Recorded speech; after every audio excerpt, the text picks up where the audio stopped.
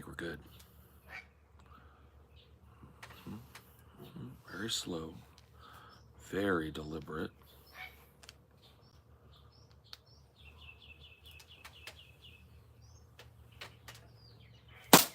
Got him. I'm starting to get this shit. Oh, here's another one too, right? A little friend. Oh, he got lucky. He got lucky.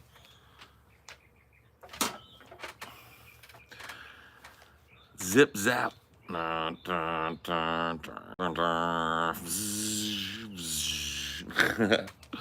finally have my weapon of choice. Keeping the fly population down. I'm doing my part.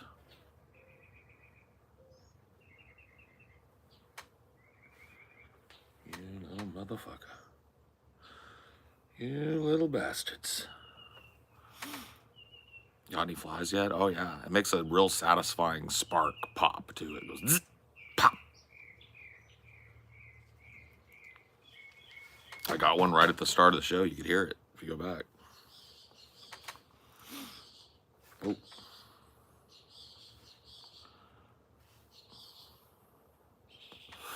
Good morning.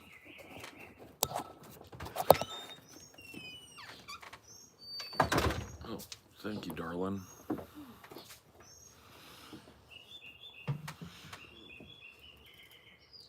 Thank you, thank you.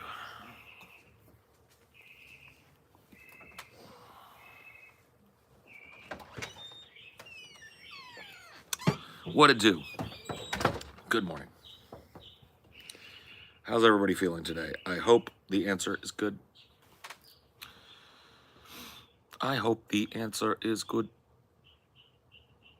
I shocked a roach multiple times, the one that still didn't die. Yeah, roaches are hard to kill, man. Well, rapidoo.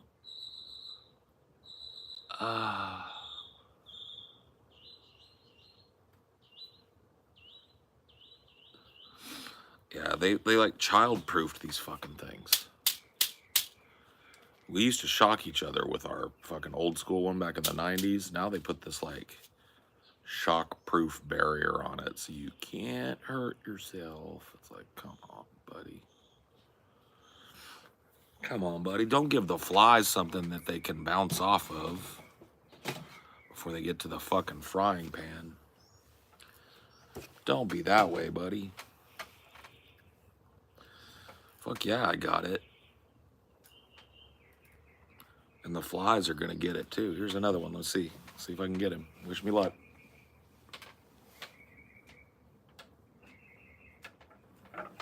Got him.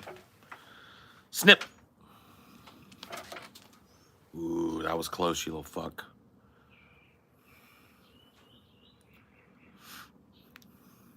Can hear the little like electrical crack when they die. It's gonna be a Burv Gravia. It's about to be a Burv Gravia up in here. Zap. Zip zap. You didn't get to fix the salt gun yet? No. No, I didn't want to get the salt gun because I'm pretty sure I'm not going to need it where I'm going. Where I'm going is not going to have a pestilential cloud of flies every second of every fucking day of the summer. But I did get this, if in case, which is, this is like, I don't know. It's like the because you can kill like 10 flies at once with that if you get them right.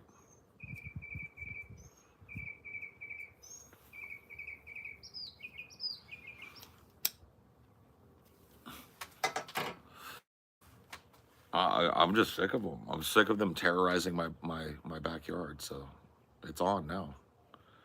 I'll kill every one of them. Oh yeah? Oh yeah, buddy? Oh yeah, no, settle down. Land on my leg again. A fucking double dog.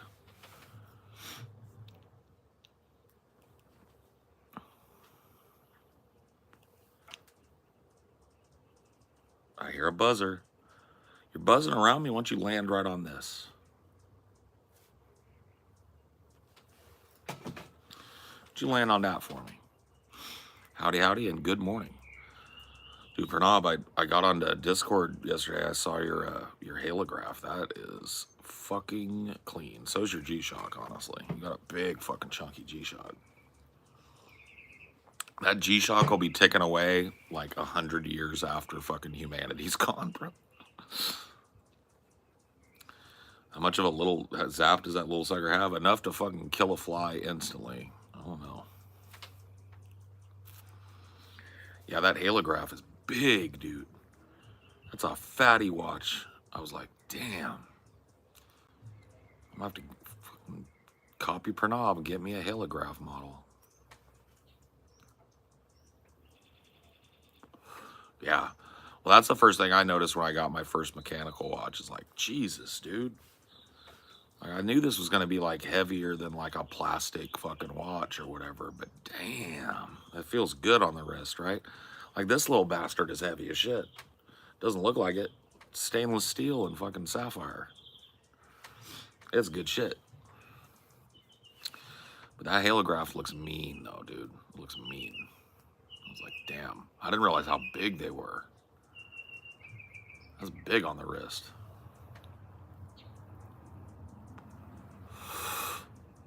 Oh, you fuckers. Every last one of you little bitches must fucking die. Oh. Very lucky little shit.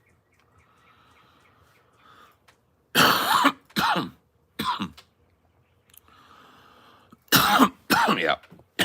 I swapped the strap on mine too.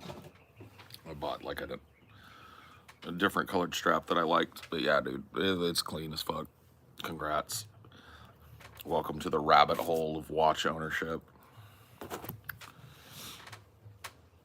Don't want to touch it and find out, dude. Well, I used to troll my friends with the one we had back in the 90s because they didn't have any safety shit. It was just like a fucking tennis racket with an electrical mesh.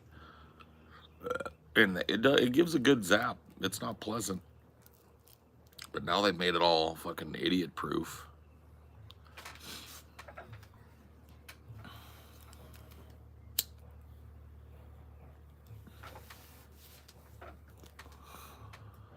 The Naos, yeah. Naos is pretty. I miss the 90s. Dude, the 90s were pretty dank, but I don't really miss them all that much, man. You know why? Because for all their dankness, I was stupid as fuck in the 90s, bro. I was dumber than a bag of hammers in the 90s. No shit. Maybe not dumber than a bag of hammers, but I didn't know my ass from a hole in the ground yet, bro. Thought I was smart.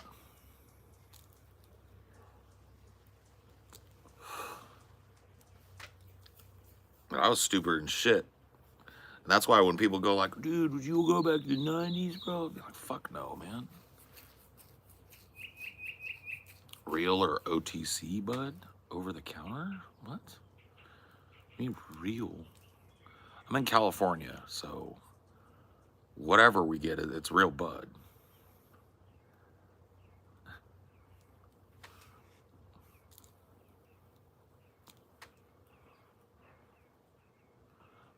Have you checked out the loom on it, Pranav? On your halograph?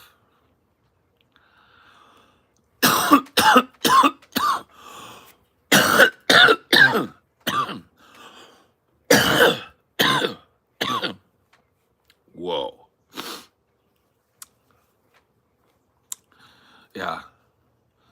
Go take your halograph out. Well, yeah. It doesn't glow very long. Like loom has to be charged. But if you take it take it out in the sun and then go in the closet with it or something, like go in your bedroom, take it out in the sun for a few minutes, go in your bedroom and look at it.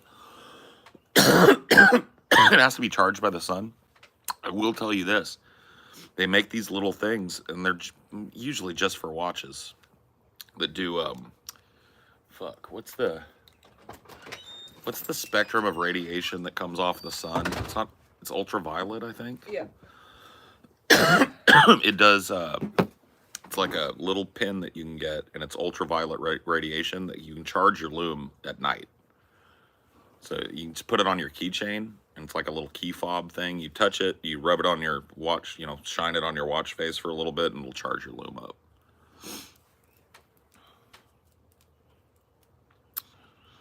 I don't have one yet, but yeah, it's a shame that loom doesn't last as long as it does, but it really is just bioluminescent after absorbing photons and stuff. And once it sheds that light back out, it's dead.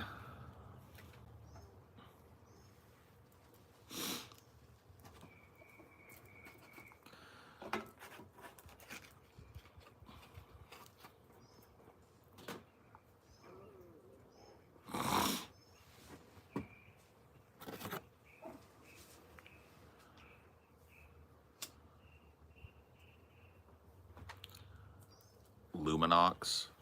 I mean, like Super Luminova 2 is out now, which is Super Luminova is a Japanese invention. Japanese Super Luminova. And that's what a couple of my watches have on it. And it's like fucking like crazy bright. It's not really meant to make your watch more readable in the dark. It's meant to make your watch more readable when you go from outdoors to indoors. If you wanted to walk into the movie theater, oh shit, what time is it? Well, your loom's up.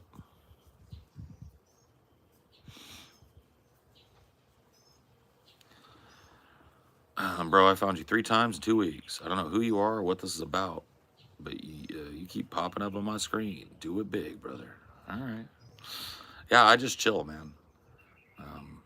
I just talk. That's what I do. So I'm a very recognizable face. You don't forget me when you see me. But people are telling me that, man. It's algorithm maxing right now to do as many of these fucking vertical streams as you can stand to do. And for as long as you can stand to do them, too, because people come cruising through for these. Awesome. Nice to meet you. Nice to meet you, too, bud.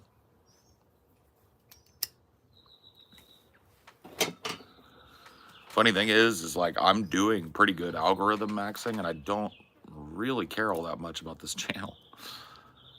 Like I'm doing algorithm maxing on my side throwaway chill with the fucking fans channel, you know? But that works. You still pimp your shit on this one? Yeah. And this might blow up, and you never know what channel is going to hit sometimes, and people might really like this that I'm doing, and it might end up being like a main channel one day. But for now, it's like, it's watching that subscriber number just like rock, bro. Like I said, 2,000, I think, in the last 8 days. A lot of people just assumed you were done when your other one went. Yeah, a bunch of people that said they haven't seen me in like 8 years or whatever, didn't know I was still doing content, have found me back. Bunch of fucking just like new folks have come in and been like, oh yeah, this dude's got a vibe or whatever the fuck, right? I don't know what the kids say. And like, I mean, oh, this dude's a whole snack. No cap, on God, for real. And I'm like, shit.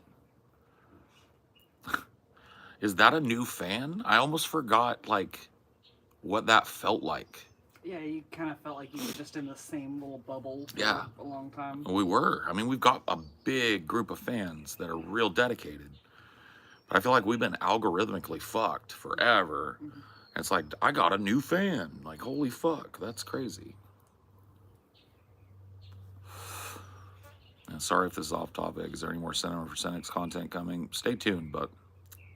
Stay tuned. That's all I'll tell you. I feel really confident that we are close to an agreement that'll allow us to get contracted and get everything fucking paperworked and handled so that C4C can come back. And I'm telling you, if it goes down like that, it's coming back like a lion. It's going to be... you guys might see less of me here as a result because my energy is going to be poured into that fucking thing. Let's get that channel maxed. Get it back. Get it back up. Get it in the algorithm. What's up, Paul? Hey Jake. What's happening? I'm not gonna make the same mistake with ideology. I'm gonna save all your content from here so that I don't sweat it. Yeah, I mean that's smart to do. I really should be doing that, Yeah. but I don't treat this content properly. If I was like trying to max my output from this, I would be doing shorts because I go on fucking epic rants, but they're buried in a 4-hour stream. Who's gonna go find it, right? So I'd hire a clips editor and fucking have them dig through every stream and timestamp the top moments and timestamp the top rants, and then start getting 2 or 3 of them up a day as shorts on the channel so that even when I'm not live, you see my big fat ass as you're scrolling, right? But I just don't care right now about this channel. And as cool as it is to see new fans and new people, and I can push them to my main content, I do this to like fulfill some need in me to blah, blah, blah. You know, that's really the first reason I do it. Like you said, it might change. At some point, it might be your main thing. And yeah. I'm just like gun shy about having a personal channel like this, monetizing it. Because I feel like, you know, my channel that I started in 2006 got nuked for no fucking reason with 400 plus videos on it. I mean, I wasn't a super prolific guy, but and that was like my journal going back to when I was 26. It's like, and it just disappears. So I'm real gun shy about having another fucking personal channel. Show the shirt, Humble Pie Tour 1971. There you go. I'm not even a giant Humble Pie fan, but this shirt is dope, so. What's your take on Saudi Arabia dropping the US dollar? I don't know, man. I have a feeling they'll be back. The US and Saudi Arabia are like 2 peas in a pod. Like, we need their cheap oil and they need us, period. Military support, economic support, strategic support. Like, I think they're just flexing right now. It's a bad codependent relationship. Right. I mean, they're doing it ostensibly. I mean, there might be ulterior motives within the governmental structure for doing it, but they're doing it to protest America's continued support of the butchery going on in Gaza. And, you know, fuck it. It's their right. We've fed Saudis butchering people. Oh, yeah. They love it when we feed them butchering like the Houthis. Yeah. We love it when we feed them and their desire to fucking invade Yemen or wherever else, right? They love to support them, but they just can't stand it that we're sending bombs to Israel to butcher Arabs. But I'd be concerned if it was like the 80s again and there was like the Pan-Arab League, but it's not a thing. Yeah. That's going to happen anytime soon. Well, BRICS. Yeah. They've joined BRICS. I see. So it's Brazil. What is Russia, Brazil, India, Russia, India, China, South Africa. Now it's BRICS.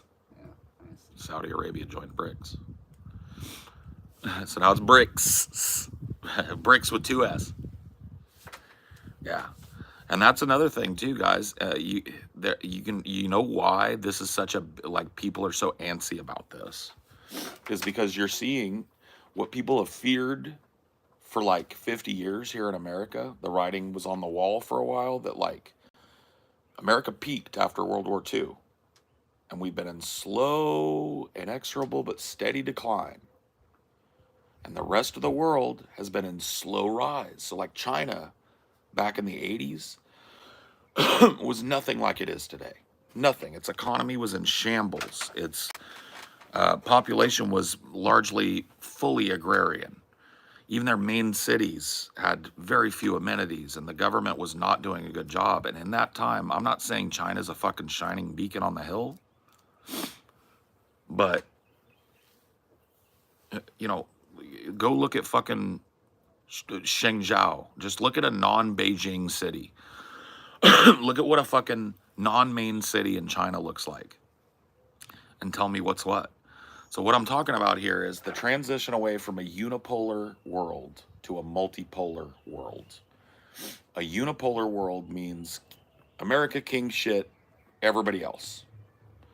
So America's the big military power. America's the big economic driver. America's the big cultural driver. Unipolarity, almost monoculture, cruising out of America, infecting and colonizing every place on the planet with our burgers and our fries and our pizzas, right? Unipolarity. And as an American, that feels good. If you live in a unipolar world like we have since after World War II, it can get very, it can feel very proud. Like there's a pride to it. I'm a fucking American. It's better here than anywhere else. More opportunity here than anywhere else. And everybody else looks to us. Those days are over. There are a lot of people that'll tell you, uh-oh, those days are shifting. Those days done shifted. We are now a multipolar world, right?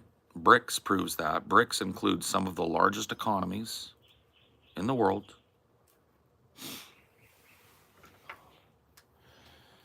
They're joining together in their own economic and treatise pact. And it's going to be a fucking nightmare. It's going to be a nightmare. Because it's going to feed war and competition in every corner of this globe. China and BRICS are going to secure economic zones and strategic zones. That BRICS has already got a heavy, heavy presence in Africa, with one of its member nations being South Africa. The G7 is weakened. NATO is weakened by BRICS. All of these strategic alliances and all of this hegemony that the United States has kept intact has evaporated now. It doesn't exist anymore. Do you have any books you could recommend on this topic? No. Like multipolarity, I've never read like a treatise on multipolarity, like the shift from a unipolar to a multipolar world. I will tell you that to understand that shift, you could read A People's History of the United States by Howard Zinn. That's fundamental reading for anybody, I think, even if you're not an American.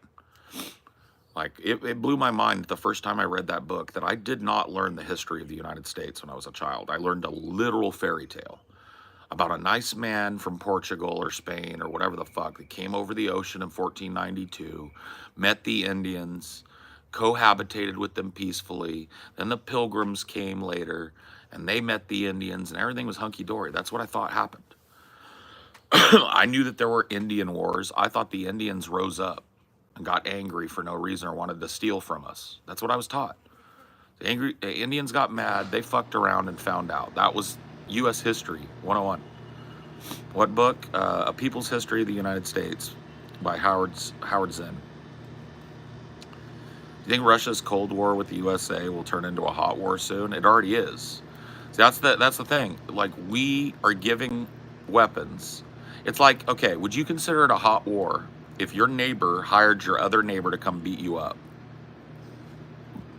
Like, would you consider it on with both the neighbor that beat you up and the neighbor that hired the neighbor to beat you up? If you knew for a fact that that dude came over your backyard, beat your ass because this dude paid him to do it.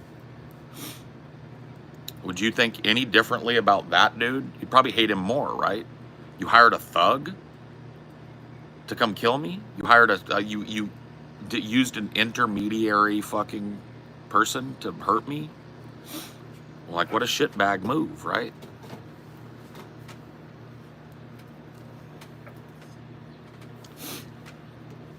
That's what's going on. America is giving weapons to Ukraine because they're in a border conflict with Russia.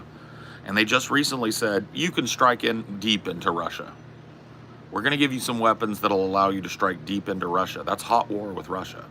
That's American weapons being given to an American proxy to fire on and destroy American or Russian military targets inside of Russia. Stop saying cuss words.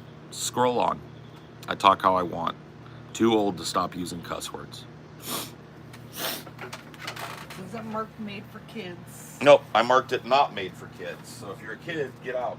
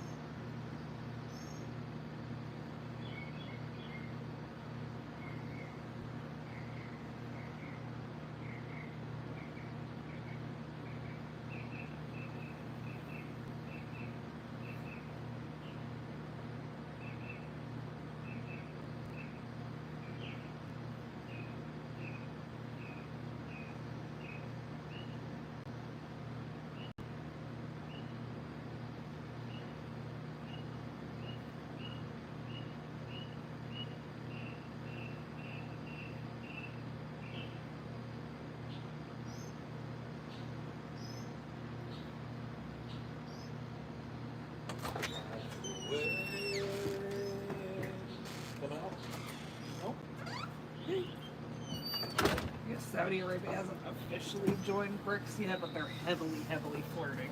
Yeah, they probably will. It's about to be BRICS with 2 S's. Well, there's already other, like Iran is in there already, so I think the acronym is... I just think Saudi Arabia is big enough to change the acronym for, maybe. I don't know, we'll see though.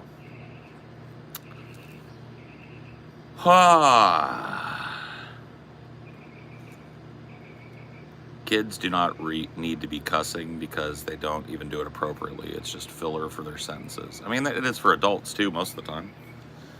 I don't have a problem with it. I think it adds spice to the language. I think it adds punctuation and underscores and flavor to the language. Where are you from? I'm from California. Born and raised. People have been cussing since language was a thing. Mm-hmm. I wonder what the first quote-unquote dirty word was, you know? Yeah. Like, what was it describing? You think it was like sex, probably? Probably. Or like poop? Yeah. Ought to be something puerile.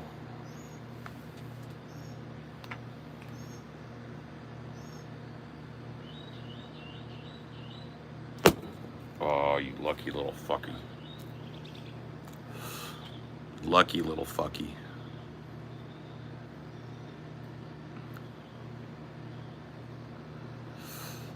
That's why I'm talking. I'd love for you to pick which wrestler you want to manage in my WWE game. No, dude. Sorry, Russian Blue. Took me a sec to get the joke. No talking to each other, you two. Follow them rules now. Don't be breaking them rules now.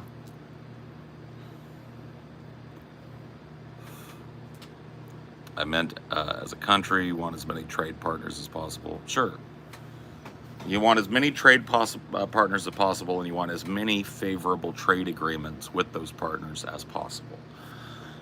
And the United States is losing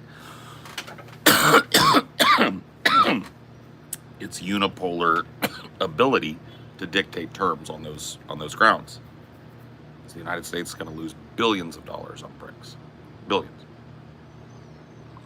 Yeah, first all these countries are playing along with U.S. sanctions because they wanted to deal with the U.S., but now these other countries are big enough that it's like, fuck the U.S. sanctions, we'll deal with these countries and fill the gap. Yep. You're gay? Congrats. You and everybody else, bro.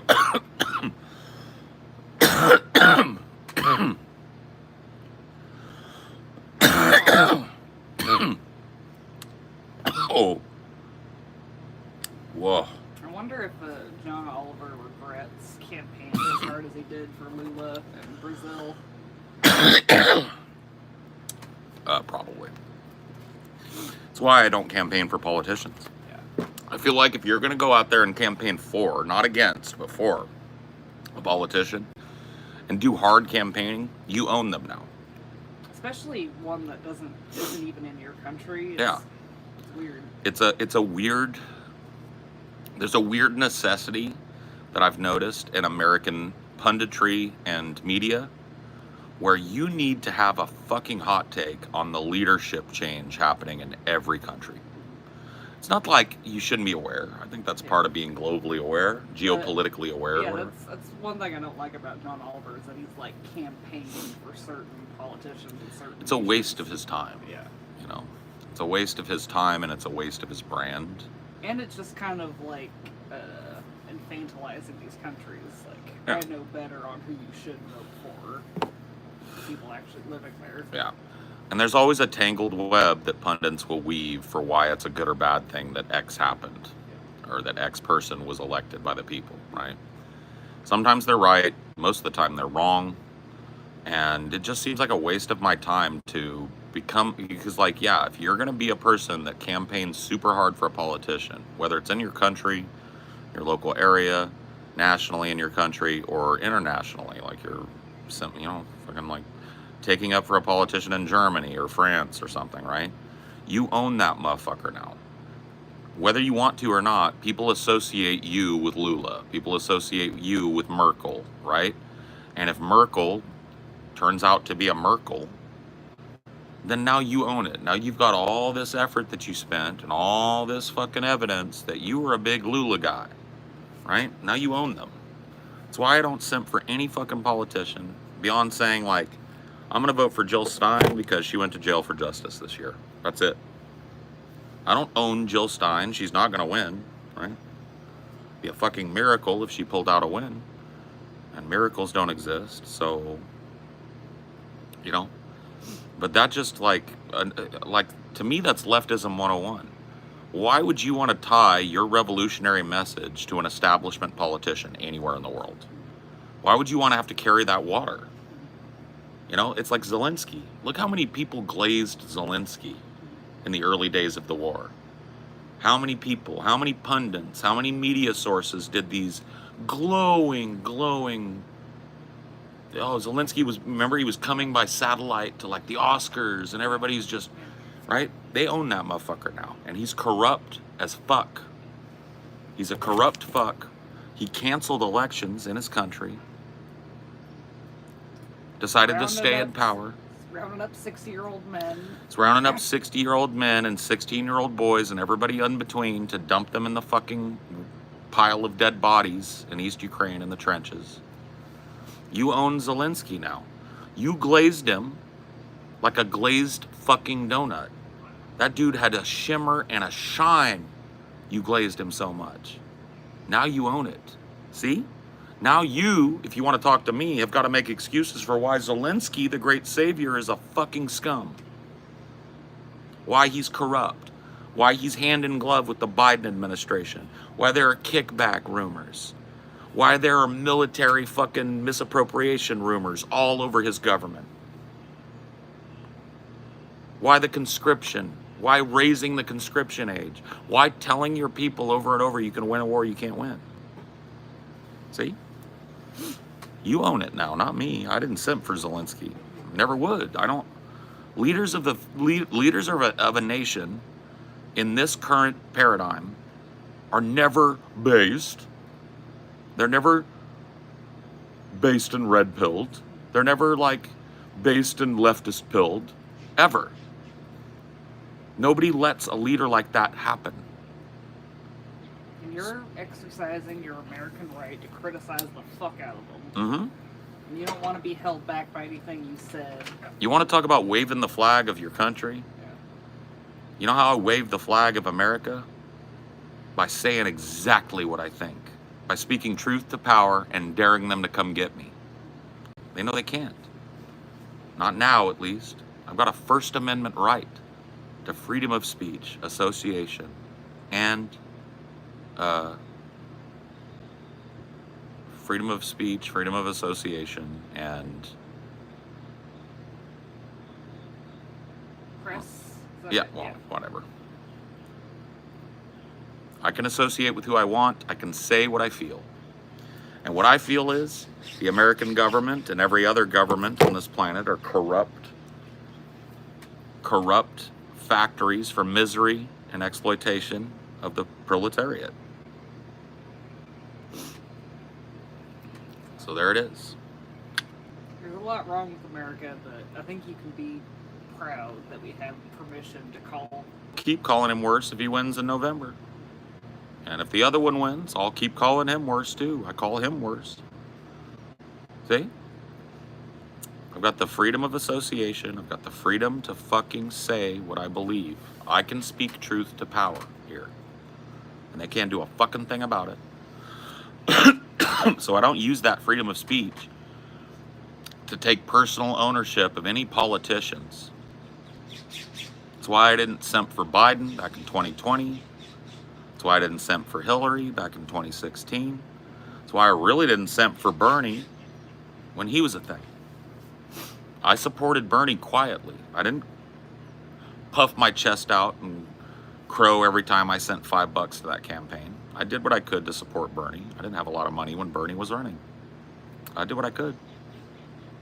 By 2020, you knew the writing was on the wall, and he was just someone trying to, like, bolster some leftists into Yep. the I can't wait till there's an AI bot that they make for YouTube that will go back and find when you talked about things. Yeah. You know what I mean? Because after 2016, in the run-up to 2020, when Bernie was fucking doing it again, I said, they're going to do it again. I said, they are going to fuck him over again. The DNC will not allow Bernie Sanders to win this. And I was right. And they did it even harder. Yep. They had the Ides of March on Monday, right before Super Tuesday. All these DNC shill candidates dropped out and endorsed Biden. Gave him a big bump on Super Tuesday. After they'd already gotten a ton of early Yep. votes. But they didn't all drop out and endorse, so it would be a fair fight Yeah. on Super Tuesday. One of them stayed in strategically Yeah. to siphon votes from Bernie, just enough to make sure he was uncompetitive against Biden on Super Tuesday. The coup was done. Elizabeth Warren was the closest. Elizabeth Warren was the fucking viper in the basket. She stayed around. She knew she wasn't competitive. Yeah. She refused to drop out and endorse Bernie. If she'd have done that, I think shit would have went different in 2020. Especially if she did it like well before Super Tuesday, because that's the problem. Is like there's so much early voting that a bunch of votes went to people that had already dropped out in a lot of races. The DNC and the RNC know this. And They the know how to Bloomberg manipulate thing, this. That was fucking. The what? The Bloomberg thing. That was a total fucking work. What was it? Bloomberg, remember? He Oh, bought his Michael way- Bloomberg. Yeah, he purchased his way into it to siphon Yeah. votes off of the Yeah. fucking primary and shit. Oh, yeah. Oh, yeah. It's all the work. So that's why I don't simp for it. That's why I don't really advocate that you spend a whole lot of time participating in that system, because that system is set up against you. It's meant to punish you no matter what button you push. So let's be leftists. Let's be labor advocates. Let's be blue-collar people together, and let's take our fucking rights. Let's show up in enough numbers that they can't beat us all, they can't gas us all, they can't drone us all, right? And let's demand a new economic Bill of Rights.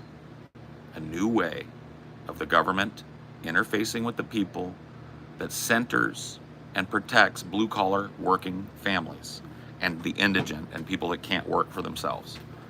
And remember with that LBJ episode that you recorded recently that's going to come out, he pointed out that, like, the law doesn't apply to these party primaries. Right. Those parties write all the rules for Right. That a lot of people don't know that. Like, a lot of people don't know that the DNC can just ignore your vote. Like, they did it with Hillary in 2016. They used a DNC rule called superdelegacy, where they assign arbitrarily in certain states a group of electors that are superseding people that come out of the caucuses, so that they can just give it to somebody, basically. That's what the rule is for. It's for, like, oh, the DNC wants this person to win. So the superdelegates voted this way, Hillary won this. In states where Bernie was winning or too close to call, they fucked him with a rule. And that lets you know the government has no control over those elections. These are private entities, private political entities that decide how you get to vote and what your vote counts for. Yeah, they set the rules on if you have to be registered or not, how it's decided, if a caucus is divided. Yep. All of it. You got no say. So you can participate in it, but it's not. Don't expect it to have the same rules and integrity. It's like playing a game with a kid that made up a game where the house always wins. Like it's like a game of Monopoly where the banker always wins, because they can just grab money anytime they want. They can arbitrarily accuse you of grabbing money and take your money, right? The banker controls the economy.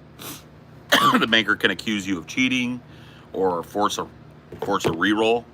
If you land on Park Place and you want to put a hotel on it, start making money. No, you don't get that. Do not pass go. Do not collect $200, right? That's what it is. Yeah, let's play guns. I'm everything proof. It's that guy. It's that level of fucking shit. And I wince and whimper and whine about the amount of leftist punditry who spend so much of their efforts simping and trying to convince people like me to go and vote for a warmongering, racist, rapist, dementia patient with a dump in his pants. None of those things are untrue.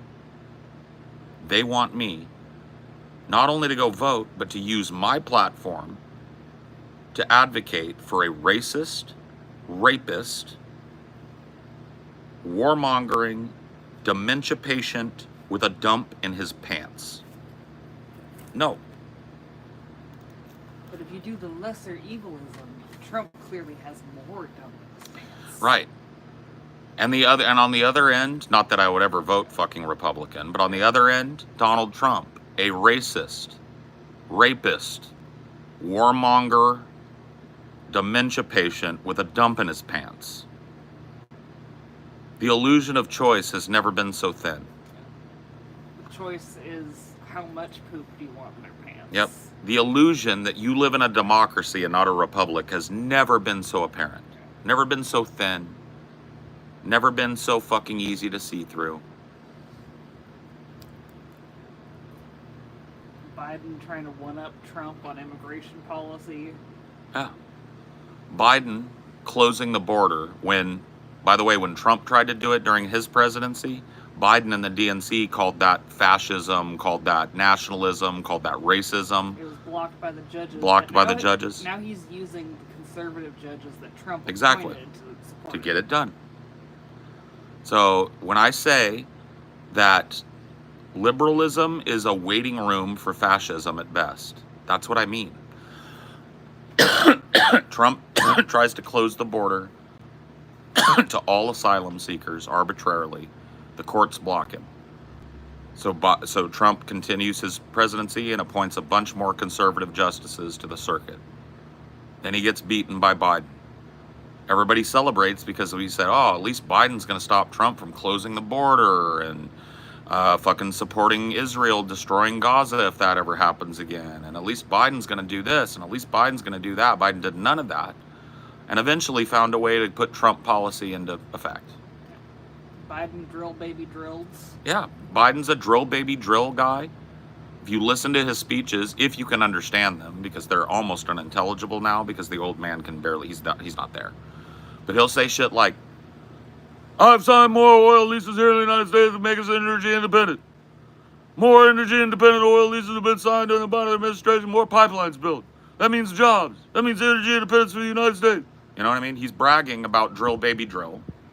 So it's drill, baby, drill, pro-banker, anti-union, even though on the face of us, we smile in the union's face, but then we destroy the fucking rail workers union, remove their ability to collectively bargain, and force a fucking shitty contract on them. That's not pro-union, no matter how you spin that shit, right? On the other hand, we got Trump that's exactly the same, just a little crazier and a little more fucking open about his right-wing racism shit. That's it. The main thing, it's like Biden's throwing little pieces of candy to liberals every now and then. Oh, yeah. Like, I put a fucking LGBTQ flag on the front of the White House for the start of fucking Pride Month. I made medical debt not Yep. count on your credit report. Yeah. As if that fucking gets rid of it. It's like, what the fuck? You know? You get a little treat every now and then that's super inconsequential. Yeah. Trump 2024. I don't think you're listening, Arselby. I just said that Trump is exactly everything I said Biden is. Demented, sweaty, got a big fat dump in his drawers. He's an old man, rapist, racist. And he's throwing little pieces of candy at his supporters too. Oh, of course he is. He's promising them the world. That's why this is like Project 2025 or whatever it is that everybody's trying to fearmonger about. That's just red meat for the conservative base. That's the term they use for it. You don't fucking plan on usurping the government and canceling the fucking Constitution. You throw a little red meat to your fucking conservatives who want to hear that you're based, you know? Got him. Snip, snap. You just got willy whacked. Come on, come on. You got another one?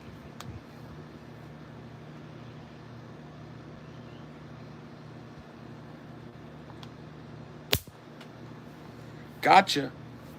And at this point, the Democrats don't even have a big omnibus document like that anymore. Mm-mm.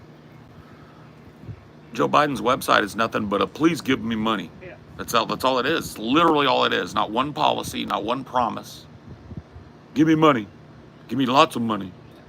The only argument is like, do you think what I've done so far ain't that bad?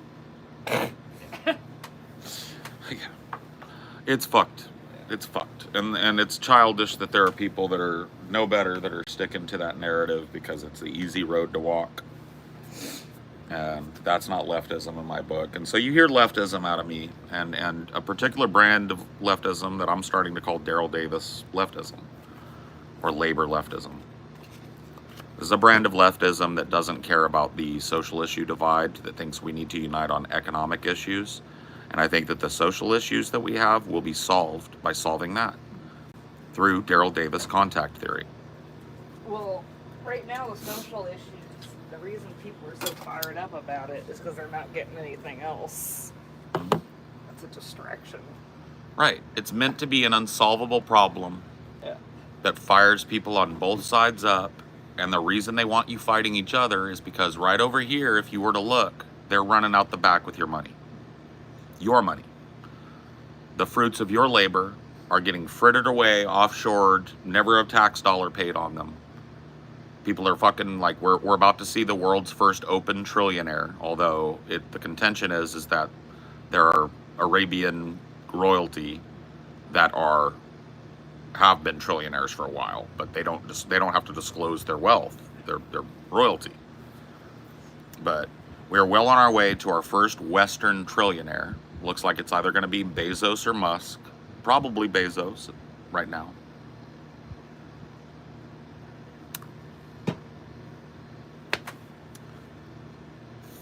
So your money got taken from you. The value of your labor was stolen from you, given to the richest people among you, and then you're told to go hate queers or MAGAs.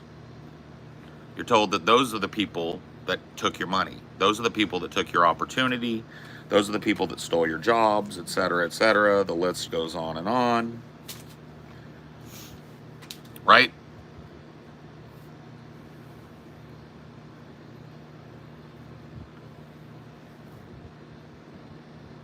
Yep.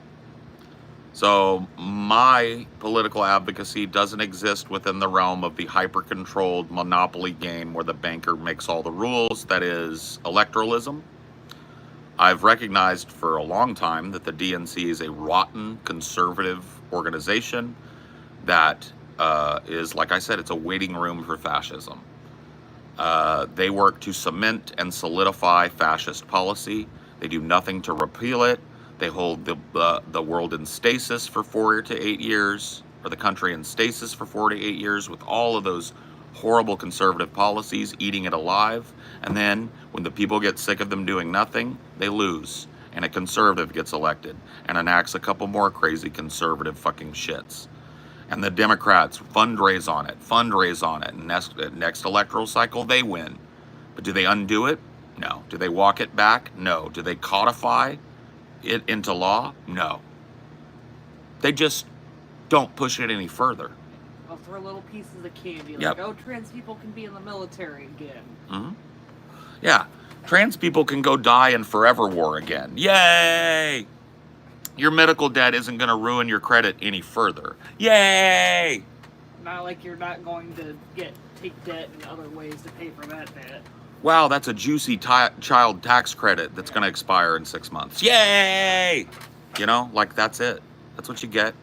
That's red meat to the base. Easy, filling protein to the base so that they can go like, oh yeah, but he did that. And you hear it from not just his base, but from people outside of his base who are advocating for him as a lesser of two evil. You'll hear them talk about the child tax credit still. That was a tragedy. It gave little kids something to eat for 6 to 8 months, and then it just disappeared, and they went right back into fucking poverty and starvation. It's been 2 fucking years since it's been Yep. gone. It's been gone 2 years. Kids have been starving for 2 years. Wake up. Wake up. No codification into law. No attempt to make it a permanent fucking tax break for people. Just let it lapse. Did it as a virtue signal during COVID. Free up a little more money for people that had families. Then it just lapses. So they will still, and when I say they, I mean the Voshes of the world, will still throw, he ended child hunger for a time. Like that's still a stat they want you to use when you go vote for Biden. It's fucked. It's like stupid as fuck.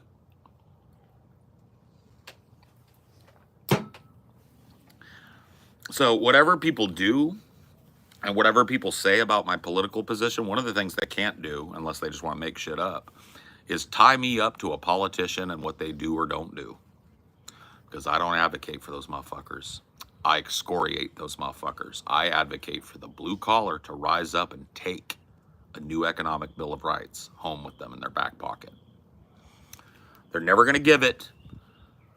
They're never going to give us a right to a good job. They're never going to give us a right to a living wage. They're never going to give us a right to shelter. These are all things we need. These are all things that ought to be a baseline. They're never going to give us a right to fucking medical care for free without going into debt.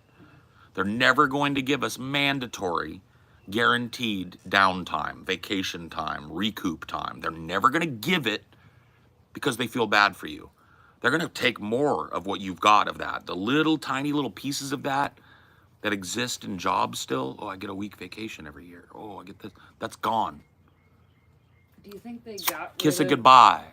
Do you think they instituted the 2-term limit to keep the Overton window shifting? Yes. Like FDR was so successful. Yes. With them doing all that. They, shit. dude, the powers that be got terrified by FDR because the people just would not let him leave. Yeah. And he just kept doing based shit. Well, mostly. He did some fucking crazy shit, too. But, like, in terms of social issues and safety net and establishing what I proudly call a nanny state, he did it, right? And he was pushing it farther when he died. He was about to push it farther.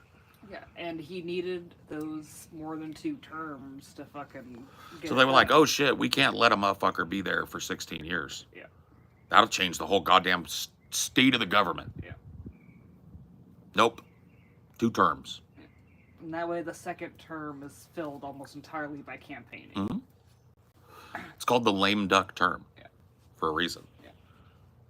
If you get so if Biden gets reelected, and this is fucking hilarious too, because people know this, right? Your second term is traditionally, not always, there are some examples of a second term being big. Sometimes for reasons that have nothing to do with the politician, though. But yeah, second terms can be big, but statistically speaking, they're lame duck terms. You can't really get anything done. People know you're on your way out, right?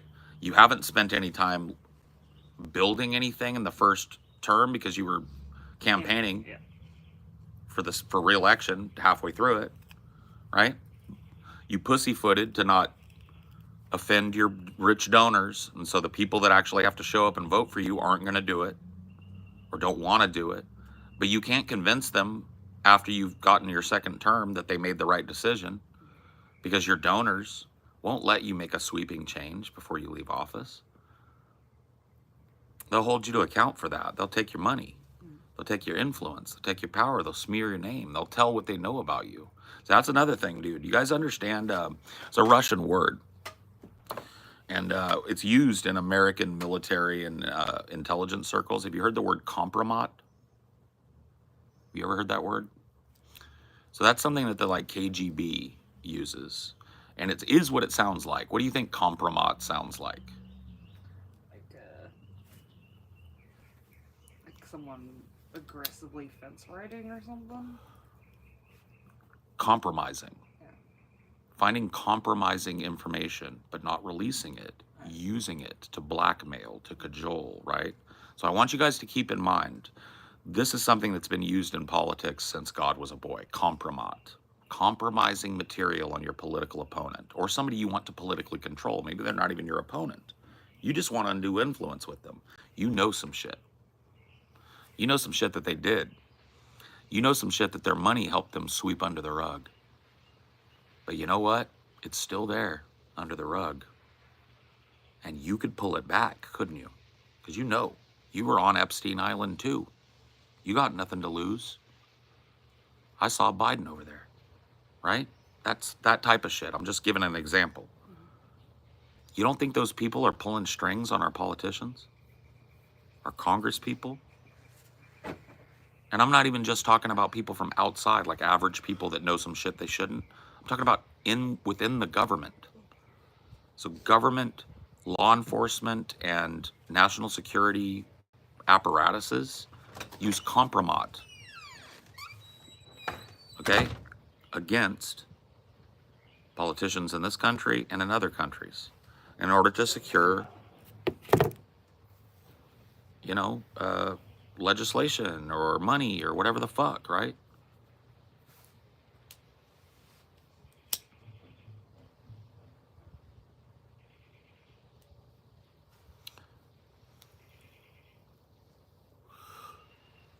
And I guarantee you, a motherfucker like Biden has got some dirt. And people know it. There are people that know shit on Biden. And you don't think they're getting their little fucking 40 pieces of silver? You don't think Biden has given them a little more deference than he otherwise would? They didn't know what they knew, hadn't seen what they seen, couldn't prove what they can prove, etc., etc. These are all things you got to think about when you're looking at a maggoty, corrupt system and giving your vote to somebody. Maybe this motherfucker can't help you because he's been told by people that know shit about him, if you try and fucking pass Medicare for all or something, pauvre si.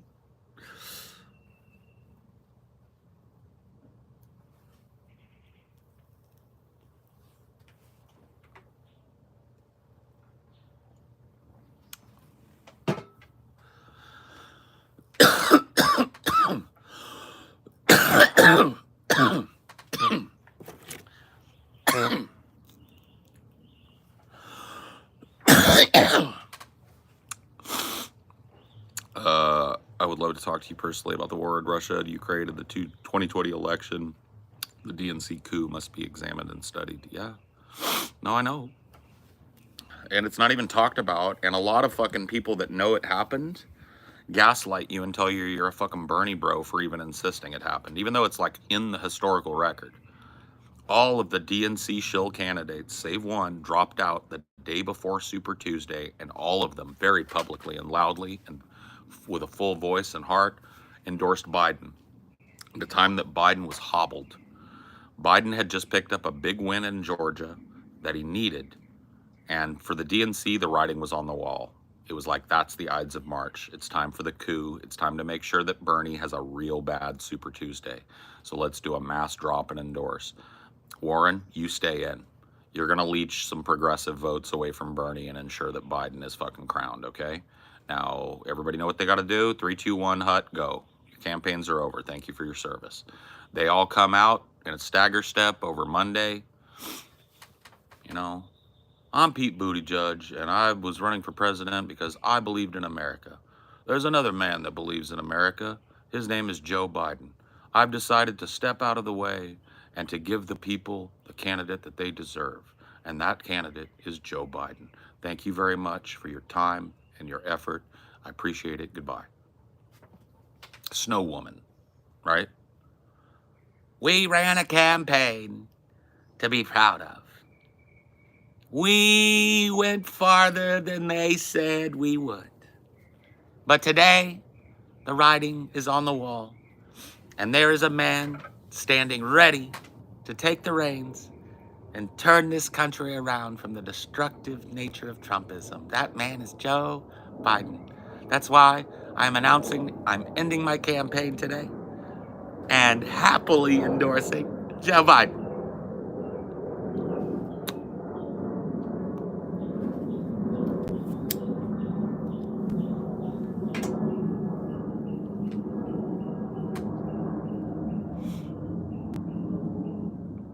Go take your Jesus bullshit to your church. Tell him, Jareth. Tell him, Jareth. This ain't a fucking pulpit right here. Or, let me put it this way. If this is a pulpit, it's mine. Not Joe's. It's not douche versus turd. It's turd sandwich on rye versus turd sandwich on sourdough. It really is, bro.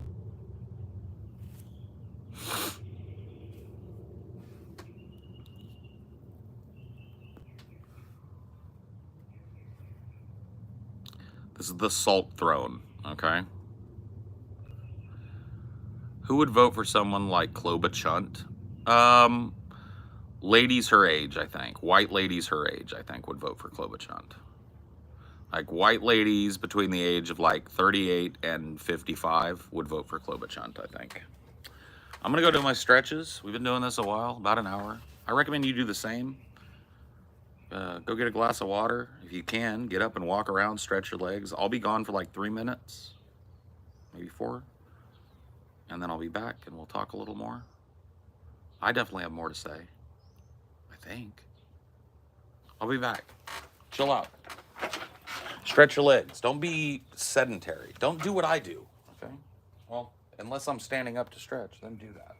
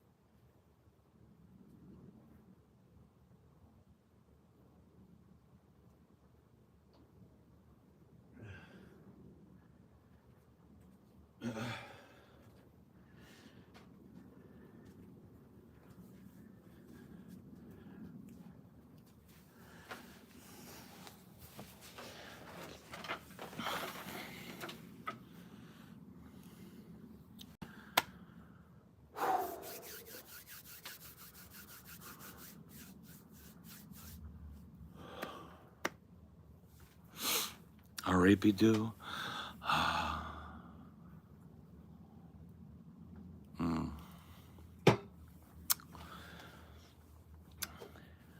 I'll say it again. I don't know how I lived for as long as I did, in as much pain as I typically am, mentally, physically, emotionally, all that. Not knowing how restorative and centering that little ritual is. Just yoga with the sun in your face, right? It's something else. I'm new. Cool. Well, welcome. We like new people here. Where are you from? In fact, can we all do this now? There's 134 of us in here. I like to do this. Roll call. Tell us where you're from. Yeah. What country are you from? What state are you from? What city are you from? If you're willing, let me know. I'm gay. Cool. DJ from Buffalo. Cool. Kansas, England, Philadelphia, San Jose, Seattle, Colorado, Parlin, New Jersey, Charleston, South Carolina. I'm trying to read everybody. Baltimore, Vermont, Virginia, Chicago, upstate New York represent. Worcestershire, right? Or you guys say Worcester, don't you? Worcester, England.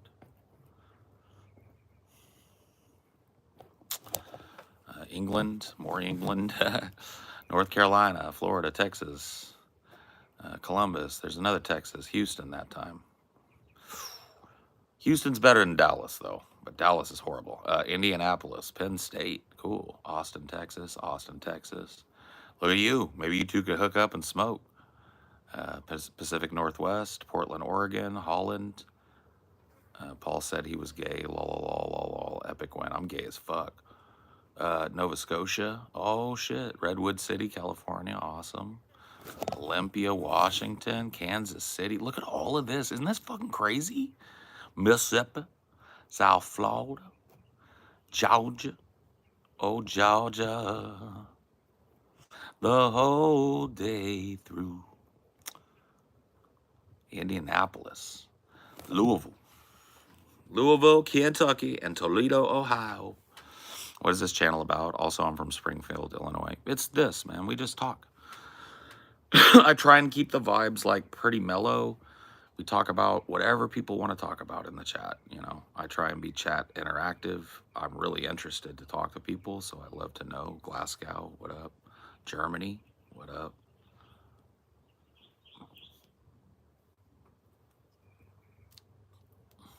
Yeah. Yeah, I try to keep the vibes chill. There's a lot of people doing angsty shit on these lives, on these like short lives, you know? Like a lot of people will come in here and be like, dude, I've been scrolling all night trying to find a stream to watch, and I haven't found one yet except this one, where it's not just an angry dude playing Fortnite and yelling at his chat or whatever. It's like, well, I'm trying to be the anti that, man. I'm outside. If I shut up for a minute, you can hear the birds and the bees. Listen, just tune in.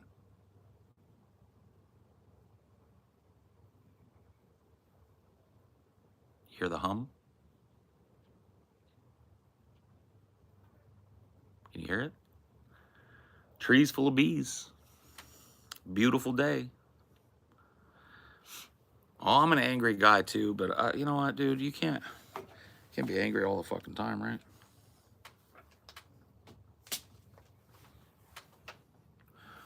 These little motherfuckers. Anytime I scroll down and see a crazy Christian saying gibberish, yeah. Some people say it's a lot of Christians. Some people say it's a lot of like rage bait content where people are trying to get you to rage out.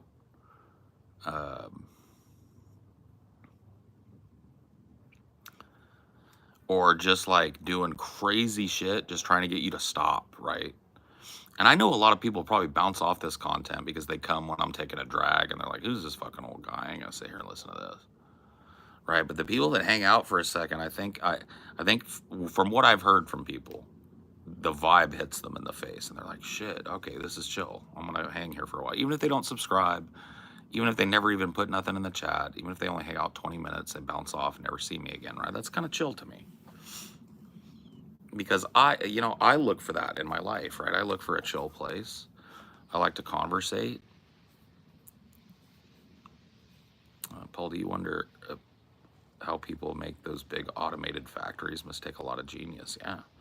Yeah, did you hear about the good news? I got a new swarm of normal non-Africanized bees in our hive. Cool. Got to figure out a way to show you pics of the garden. It's become a fantasy landscape. Neat. Yeah, just take some pics and send them to me on Discord or whatever. Like, I'll take a look at them.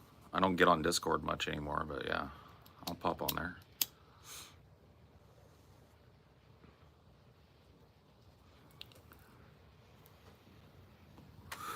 It's Christians, tarot crystal readers, and screaming children. I look out of morbid curiosity, but never stay long. Yeah, I don't really scroll the lives much, or at least I'm not throwing a lot of lives. I'm just throwing shorts, you know, when I scroll on my feed, because I definitely hardly ever, I will bounce right off a live. But the limited amount of lives that they throw at me, bro, there's some really bad vibes going on. I'm not trying to be a hippie or whatever about it, but like, fuck, you ever like go into, I know I've done this type of streaming too, so I'm not trying to say I'm always a vibe.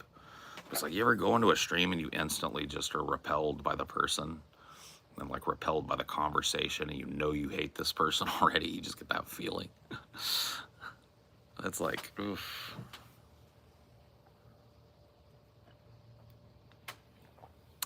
And then they're like, you come in and their community is sick too, right? Like, their chat is just fucking gobbledygook and racist memes and shit. And it's just like, fuck this place, man. No, there's some depraved shit on lives for sure. Yeah, and I didn't even really do, like, you guys probably know better than me, or Instagram lives the same way. I don't have an Instagram, so the only time I ever see Instagram lives is when somebody will like record them. And the only time I've ever known about some of the drama that goes on is I've looked at like some like SoundCloud rap beef. You know what I mean? Where it's like, you know, Trippie Redd and fucking Tekashi 6ix9ine beefing with each other on Instagram Live or whatever. Oh, Kino Casino. See, I watched their fucking Clips channel. Like, I didn't know, I didn't even know where they went live. I thought it was on some stupid Rumble or some shit. How many hair tonics did you take? Bro, people don't believe me, so I don't even want to talk about it, man. People ask me about my hair all the time. I just tell them I got good genes because I don't want to tell them the truth. Bro. All right, fuck it. I'm going to tell you, but you're going to make fun of me, okay? When I was fucking 5 years old, right, I was playing in my room one day and my closet opened, but nobody was in there, right? I had one of those sliding closet doors. It opened from the inside. And I was spooked to that as a kid. So I looked, and out of that closet came a little dwarf, and I was petrified, a little man. And he was dressed in, like, I don't know, man, it looked like medieval clothing, right? And I almost screamed, and he held up his hands, and he said, "No, no, no. I am your friend." And I just, you know, I didn't scream, but I didn't say anything. And he said, "Allow me to introduce myself to you. My name is Rumpelstiltskin." I'll never forget the name. It's such a strange name, right? I'll never forget the name. "My name is Rumpelstiltskin." And I said, "My name is PJ. And he said, "There. Now we are no longer strangers." And I said, "Uh-huh." And he said, "I've come to you for a very special reason today, PJ." I said, "Okay, Rumple Foreskin." He said, "Rumpelstiltskin. Rumpelstiltskin, sorry. You get to make a wish, but your wish will have consequence." "What's a consequence?" "You'll find out. What do you wish for?" "I wish I had beautiful hair forever." "Your wish is granted. But a plague of baldness has been unleashed on 6 generations of humanity." Do you know what that means, PJ? Nuh-uh. That means that for 6 generations, men will start balding in high school, in their 20s. They will get hair plugs by the time they're 30. They'll be carving pieces of their ass and back off to slap on top of their head. All because of you. And I was like, uh-oh. Uh-oh, indeed. Tee-hee-hee. And he disappeared back in my fucking closet. I never saw the dude again. Okay? So, that's why I have nice hair, okay? I don't ever tell people that because people think I'm bullshitting. And I know everybody thinks I'm bullshitting. Where are you from? I'm in California.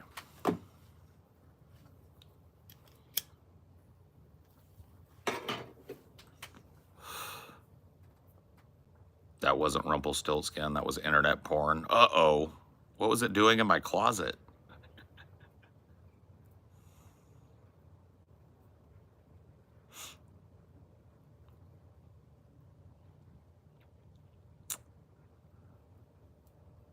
That was incredible. I'm going to feel personally betrayed if I find out it was fake. Dude, I would never lie about something like that. I would never. How could I make up a story that fucking nuts? Think about it, bro. Like, you've probably seen me a couple times. Like, I'm smart, but I'm not that fucking good to just make that up. You know what I mean? Damn, I guess I got lucky. I remain unaffected. Yeah, I mean, he did say some men will enjoy hair and most will not. You know, he gave me some. I can't remember everything the fucking little guy said. He was pretty scary, honestly. I thought he was friendly at first, but I don't think he was very friendly in retrospect. I think he was kind of evil, maybe. But you live, you learn. Fuckers. Oh. This motherfucker right here. Yeah, I got him. You too.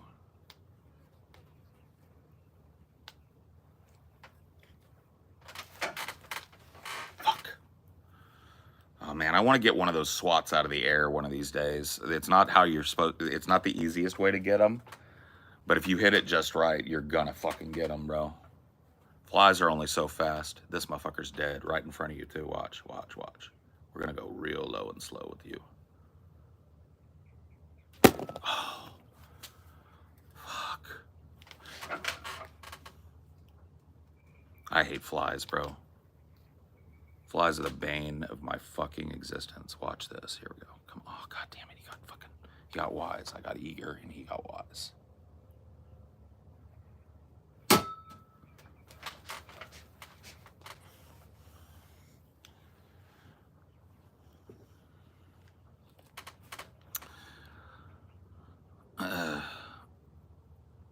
The flies are our friends.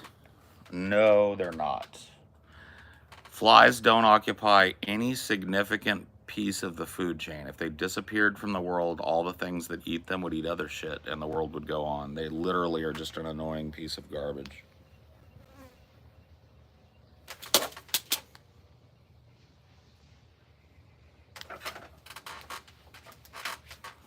Fuckers. Oh, now I'm starting to get mad.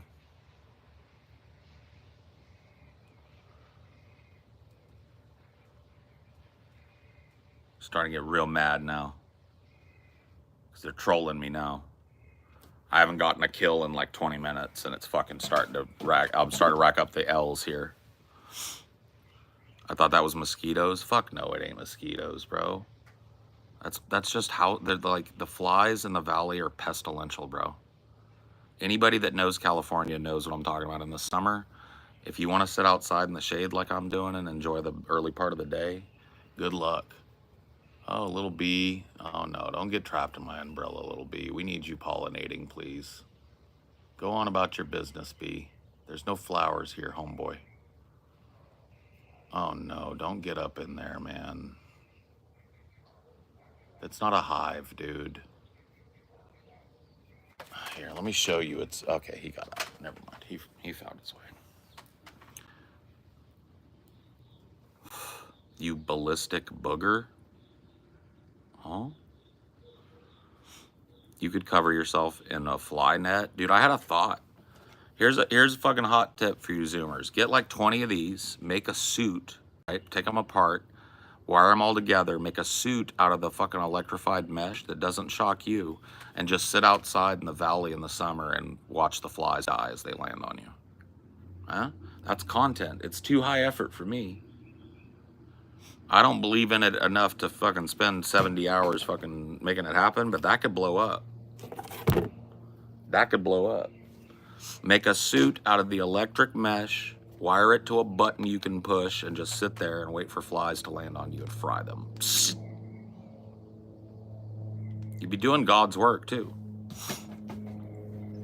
Nobody would hate you for that, maybe except vegans. Fuck them, dude. Dude, why you profit off of their hate? Don't cover yourself in honey.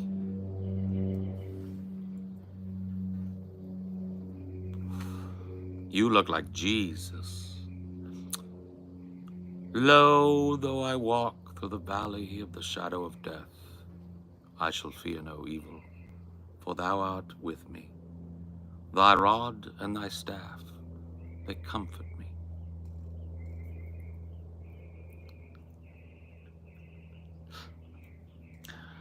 Our Father, who art in heaven, hallowed be thy name. Thy kingdom come, thy will be done on earth as it is in heaven.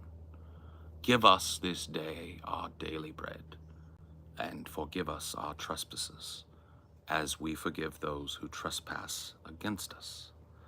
For thine is the power, thine is the kingdom and the glory, forever and ever.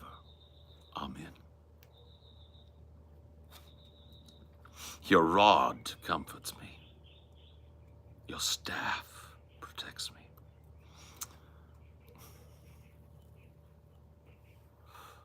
You left out a part? Yeah, I know. I couldn't remember it all, so I just truncated.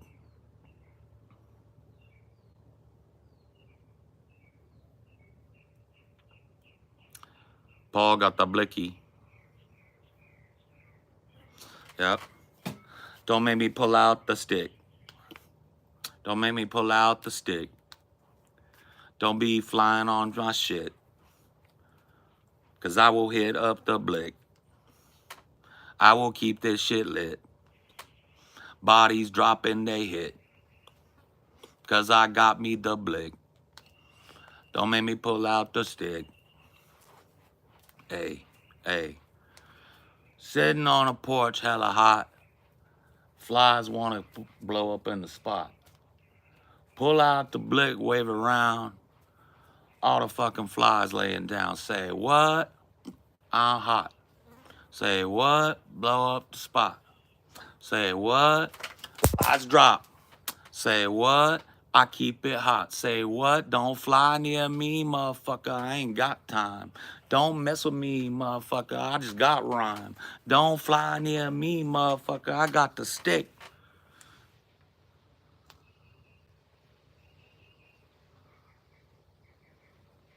Fuck.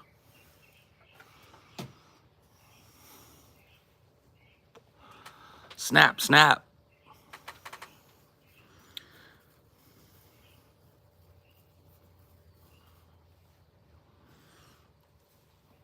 That's a little Beauregard came out of me for a second. Sorry. I thought he was dead, but he's still in there somewhere.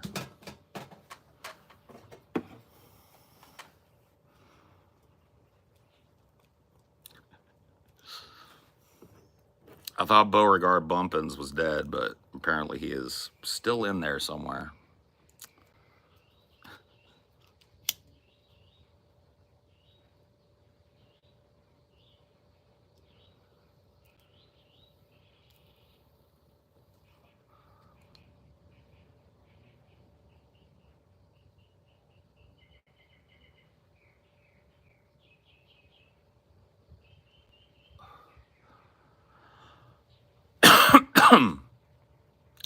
WizKid would be a great rap name. I already have a rap name. Beauregard is my rap name. It's a dope fucking rap name. But it's been, I didn't choose to rhyme. Rhyming chose me. But I hit the track running like a nosebleed. Life ain't great now, but it's much improved. My album dropping this summer sucks for you because this is Bubba's moment. I put my mama on it. Sometimes my mama, it seems as if I love her, don't it? So buckle up, because it's gonna get bumpy. I call my girlfriends Betty's, I call my shits Grumpies. That Bubba talk got you open wide. I giggle outside the booth, but it ain't no joke inside, because y'all been bullshitting, spitting that booty chatter. I'm here for 2 days and came for something really matters. You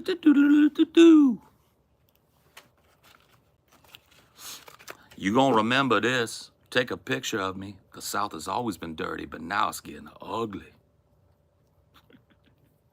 Fucking ugly. In here, up in here, up in here. Oh.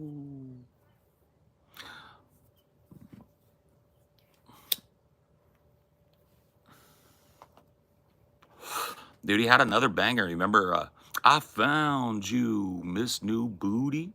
Drop it down, bring it back to me. Hit the Players Club. Remember that one? People don't remember that one. They remember fucking Ugly for some reason, but they don't remember Miss New Booty, dude. That was a fire track too.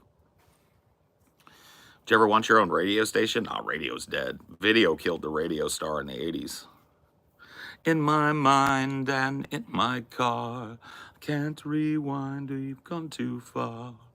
Oh, oh.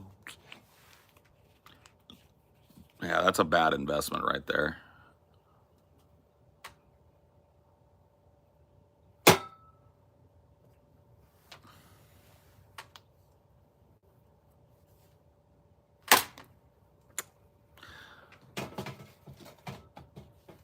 Oh. Bum, bum, bum, bum, bum, bum, bum, bum, bum. I do have like this dream in my head, but it's almost like it's not me doing it. It's a movie that I want to make about a pirate radio station in the desert. When I was coming back from Arizona, I moved back from Arizona a couple of weeks ahead of my girlfriend, and I got a big U-Haul, filled it with all our shit, and I towed my car. And this is the first time I'd ever done like a really long multi-state drive. Towing something like that. I'd done local fucking stop-offs, so I knew how to do it, but it was a little bit fucking stressful until I hit the fucking Death Valley area in California. And then it's just long, straight highway, and even the radio stations start to die out, right? So I was just like, I had my, remember back the old tape deck things, you could scan, I think you can still do it, right? Scan radio station. So I had it, and it was just cycling through every band. I had nothing, right? I was in the middle of fucking God's nowhere. And then all of a sudden it landed on something. And it was this dude who had a really smooth voice, right? He was like, we're out here and we're all alone. We're all alone. That's what they believe. But I don't believe that. See, I live in the high desert. I know what it means to be truly alone. But I've never felt alone out here. I've seen things. Blah, blah. He was like a fucking conspiracy theorist guy, right? And he's making a pirate band radio show from some shack out there in the desert. And it was like my brain was immediately filled with a desire to know this dude's fucking, and I've never been able to, like, who knows if he fucking got taken off the air the next day or if he's still doing it, right? And that fucking, like, it wasn't Art Bell. I knew who Art Bell was. I'm a big radio guy from back in the day. I knew who Art Bell was, but.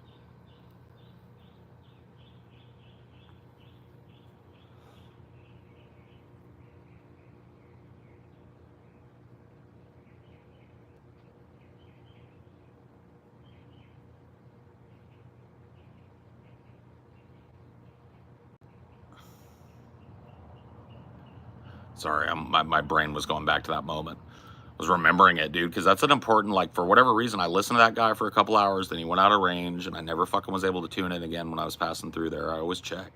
Or I've checked a few times anyway. Just crazy to me that, you know, I just picked up a pirate radio signal, probably with a very low broadcast range. The dude probably had very few listeners. It was always probably people just passing through in the night. And, you know, I've had that in my head forever, bro. Like a movie about a guy like that living out in the middle of nowhere.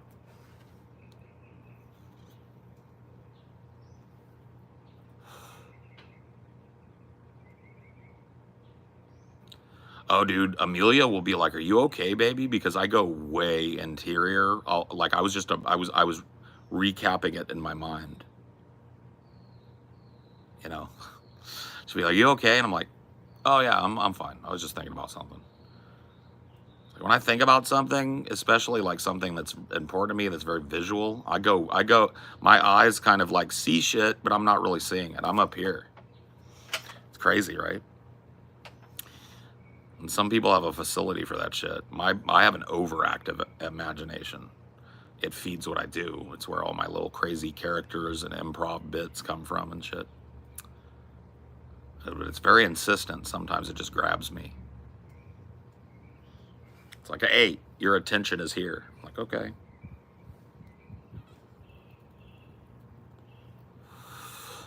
I don't know if I'll ever continue that series, player. Like I said, I don't like doing video game stuff as content because I just love it as a hobby. If I make it part of my work, I like lose a hobby, basically. And it's been my hobby since I was like fucking 6, so fuck that shit. You know, I might stream a game if I'm just chilling one day, but it's not going to be an ongoing thing. I'm not going to put gaming effort because I really enjoyed making that series, but it also made me not enjoy playing Skyrim as much. Like, I don't feel like I ever want to play Skyrim again because of that. Because modding it up and getting the character and all that shit was so fucking like, it just, I don't know. At that time, it was probably going to be my 10th or 12th time through that fucking game. And it's like, all right, that's enough. And if I was making my money that way or really beholden to that style of content, I wouldn't have been able to say that's enough before I got deep into the game. I would have had to do the whole fucking thing.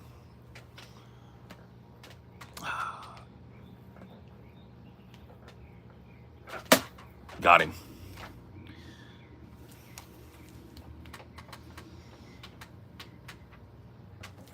Got him. 2 down. I'm on a roll now. See, I'm like, double kill. Ah. Oh, I got too overzealous with that one. That was a big boy. Oh, maybe. Triple kill.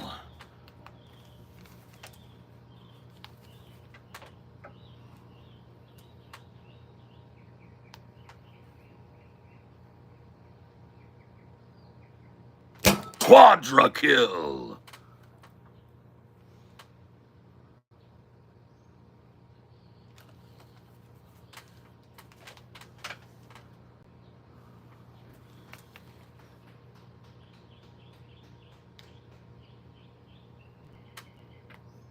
I think that's all I'm gonna get. I was gonna go for the Penta, but that's all I'm gonna get. Yeah. Hey, baby. There's still flies around, but I just got a quadra kill. Oh, you already had a pack out here. I'm sorry. No, it's all good.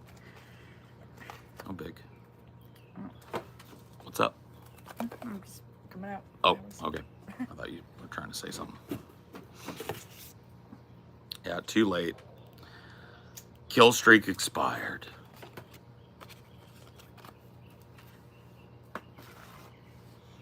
It's okay. That's a quadra, though. That's my highest one yet.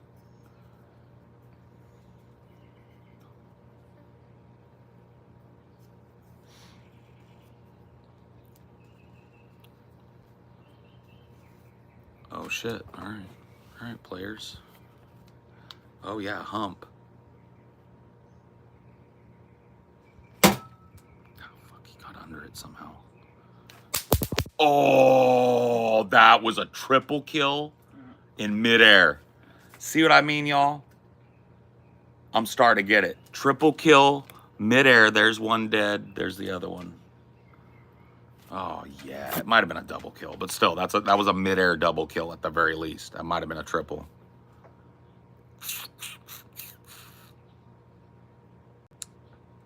Holy shit.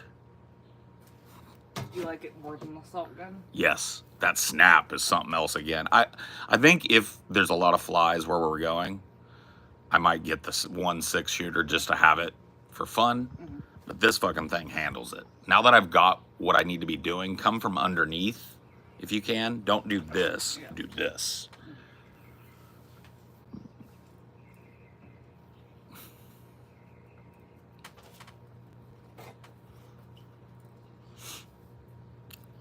Look at you, look at you, look at you, look at you. My salt gun, I left it out in the elements and it seized up. It blew its last salt load. It doesn't work anymore. It needs to be thrown away. It was nice. It served me well, but I did not properly care for my weapon. And as a result, it got rusted and busted.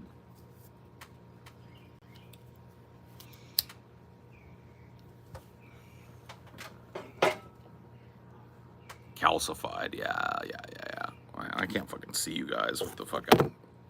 My iPhone dims the screen for like power saving or heat reasons or whatever. When it does that, and I've got my fucking sunglasses on, it's over. So I'm just gonna have to squint at you guys for a while or go get my other glasses. Queso, it's a queso. Jesus Christ. I need to talk to this queso motherfucker. You guys need to go and spam him up and be like, it's a poltergeist, it's a poltergeist. Because I want him to find me so I can figure out what we're going to do about this. Because I want some royalties on this look. I'm older than queso. And if this is a look, it is queso that ripped me off. Okay, I'm 44. Queso's like 24 or 26 or some shit.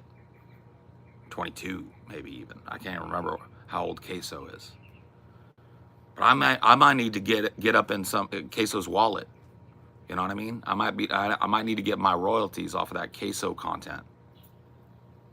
I'm playing. I just think it's funny. Some young buck grew out a beard or whatever. I've had one since he was fucking knee-high to a grasshopper, right? He's got the ginger eyebrows. He got the ginger eyebrows. I don't think he has my cool hair, though. Dude, tell him that, too. Instead of saying queso, say queso with way better hair. Like queso with dope-ass hair. That cigarette looks smooth. It is. If it wasn't, I wouldn't be sucking on it. Like a baby bottle. Give me my nicotine. Free, free Palestine. Yes. From the river to the sea. Stop the fucking shit. Stop the genocide. Stop the bloodshed. Stop the baby killing. For fuck's sake, it's enough.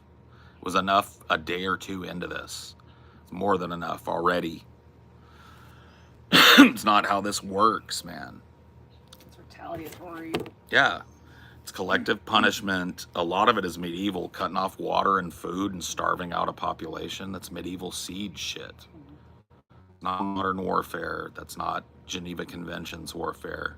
They're in flagrant violation. It's just enough, like, even if you believe in Israel having the right to fucking do what it's doing, is enough now, man? How many Hamas can be huddled among those tents? And does it matter anymore? What are they going to rule over if you stop now? Rubble and hundreds of thousands of unaccounted for corpses buried under that rubble? I mean, come on, man. Come on. Have a heart. Have a speck of fucking humanity in you.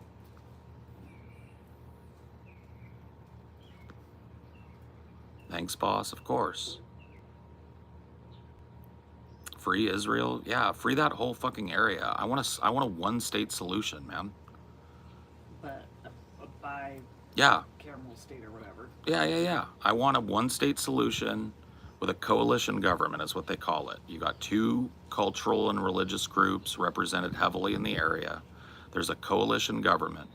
There's a constitution that guarantees your right, whether you're Jew or Arab or otherwise, guarantees your human rights, your access to things. There's a UN peacekeeping force and a UN governing body that handles the transition and makes sure any sectarian violence is met with immediate force and shut down.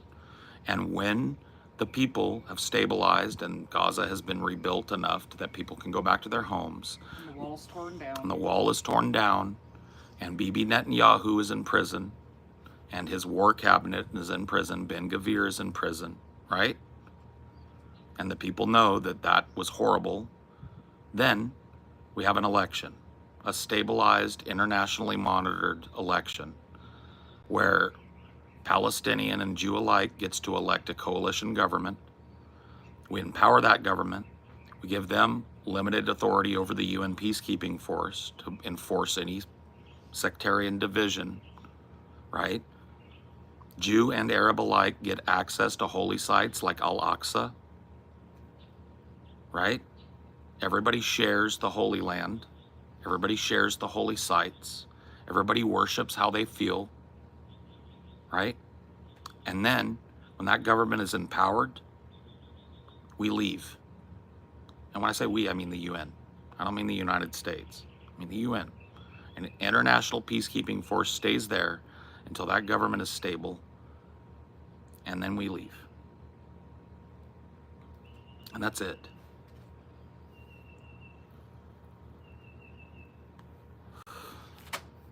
It's a blended state, call it Israel-Palestine, like Bosnia-Herzegovina, right? It's two states blended into one, the coalition government,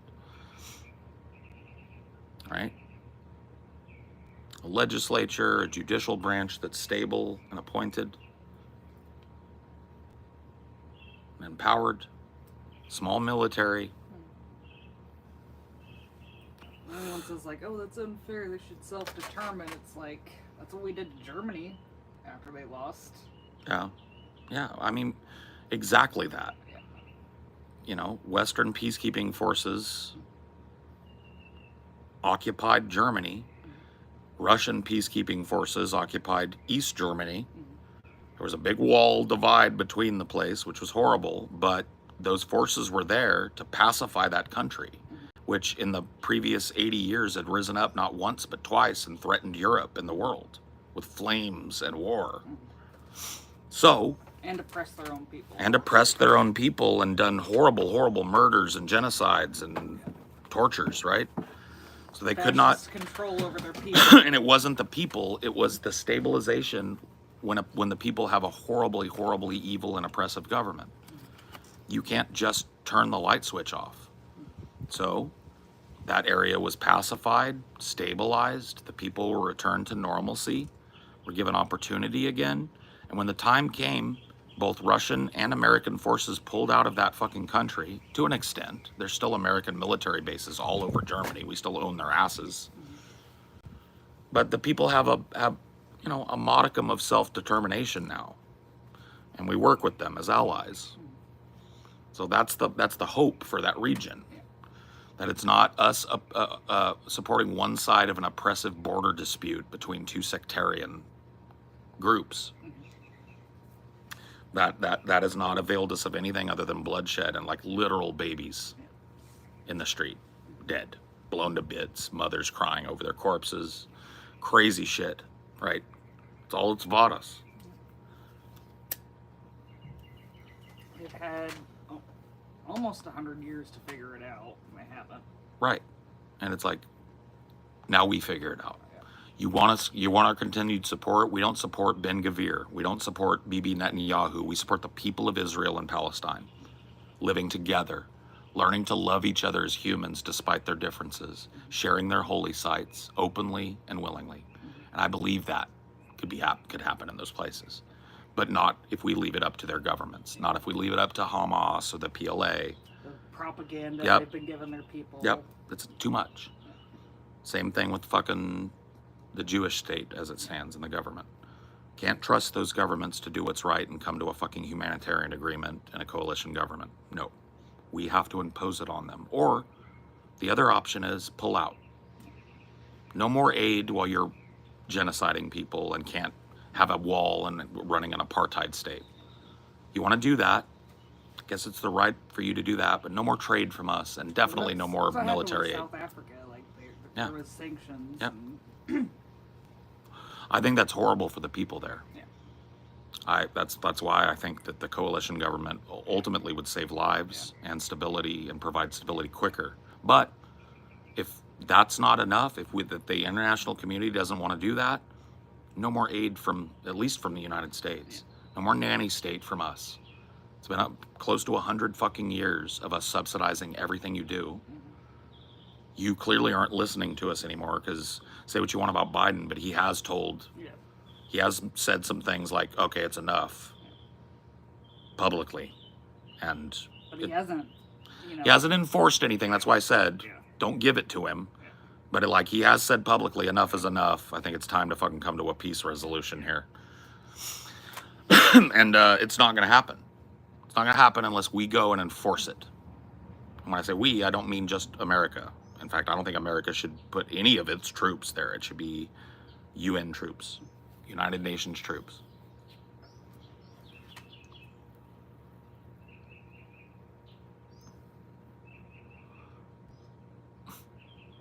This is a podcast for autistic people. Well, it drew you. I was going to say no, but you're here. So maybe it is. I don't know.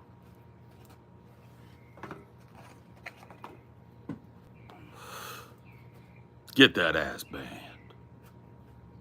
A low tier god. Anybody?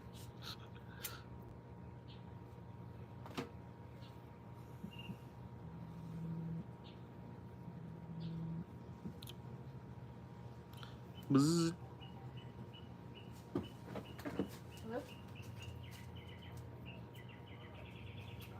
Yeah, I got your application. I just We sent in a couple applications for houses in the town we're living in, and we think we might be close to getting one. I might need to go in because I'd like to talk to this guy.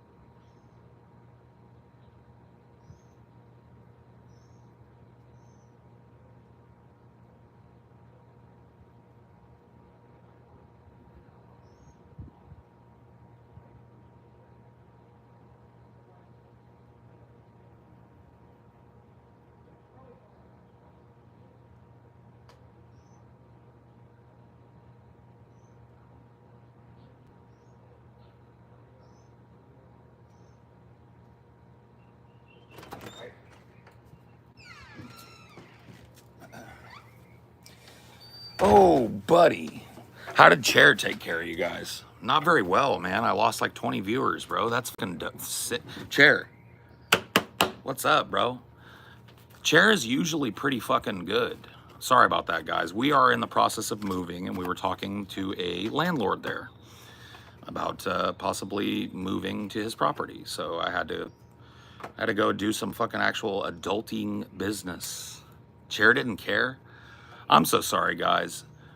Chair beat you? God. Chair, that's not cool. Usually, you know what? Chair is my co-host.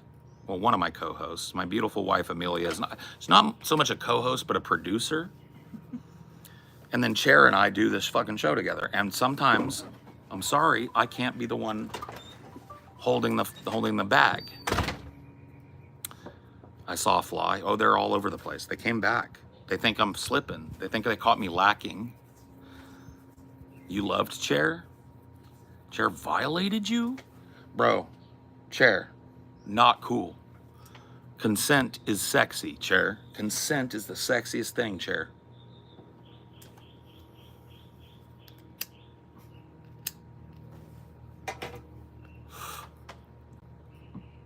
Chair looks a little fragile, but I'm assuming it's not. Chair was built by a dude in Louisiana that the guys entered. Well, they didn't even introduce me to that. This was a gift from Scotty.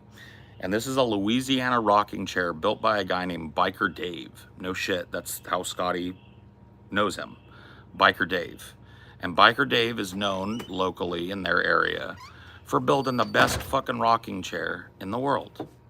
And while I don't agree that it's the best in the world, it is my favorite outdoor rocking chair that I've ever had. It is a supremely comfortable chair for what it is. If I got a little pillow to put on this fucking thing, it would be even better. I just haven't done it. But no, this is a Biker Dave chair. And from what I understand, Biker Dave's pretty old. So this might be one of the last chairs Biker Dave ever made, because I don't think he makes them no more. I mean, we could probably do some maintenance on it. Yeah, tighten up the nails and screws. And it needs maintenance. It needs to be stained again. Yeah. Like it needs a good clear coat and a sand, like to sandblast some of this. But otherwise, I think even if I didn't do that, this will last another fucking 15, 20 years before it starts falling apart.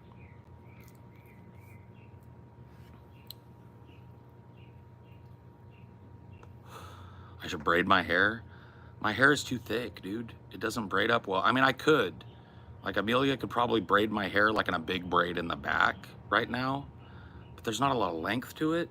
And I don't like the way it feels. It pulls on my scalp. I like just wearing my hair down. The goal is to just keep it short enough so that it's not completely draping your neck. Like it is now. I think, like I said, I think I'm a couple weeks from another trim. My hair grows fast. It was not that long ago I got all my long ass hair chopped off. I think it was 2 or 3 months ago, maybe. It's pretty crazy. It was like a bob. It was like up to here, baby. And now it's all over my shoulders and back. It's like,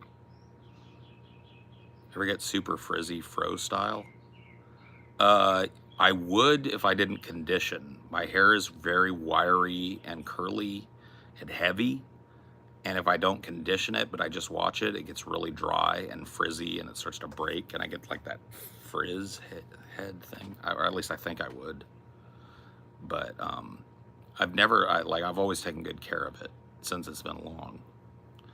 I've never let it just get like dank and wrong. I always condition it with really good conditioner and I let it soak in good. And I have like dry shampoo that I use and I have a spray in like leave-in conditioner that I use a couple of times a week. So I actually like have a few hair products that I use, I guess, to keep it looking nice. I keep it like smell nice too. I'm so jealous of how fast men grow hair. I cut my hair to my shoulders like you did. It would probably take 5 years to grow long again. I think it's a testosterone thing. I think I remember hearing that. Like hair thickness in men is different from hair in thickness in women. And there is a difference, not always, but sometimes. And I think it's due to hormonal fluctuation in how fast men's hair grows versus women's hair. So it's a superpower of ours, right? And we don't even like it. Like for me, I'm pissed off that my hair's already long enough that my neck is starting to sweat.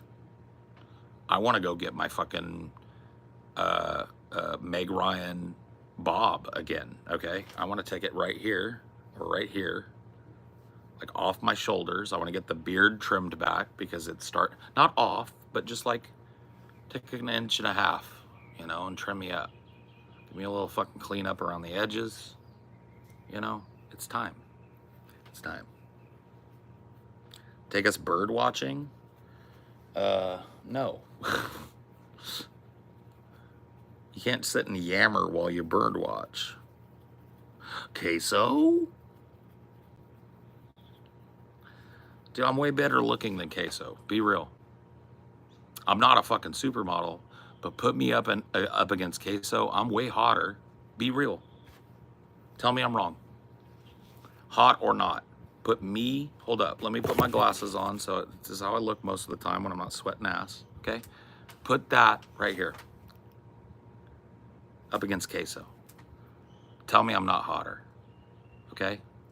Give me a side-by-side comparison. You got the flowing locks. You got the strong I got the nose. beautiful hair. I got better features than him. I mean, that dude's face looks like a blob of mashed potatoes that you paradoxically look at and think it has a human face. No, I'm kidding. I like Queso. I'm just shitting on dude. He's younger. He's younger than me, dude. He's a young buck. All right.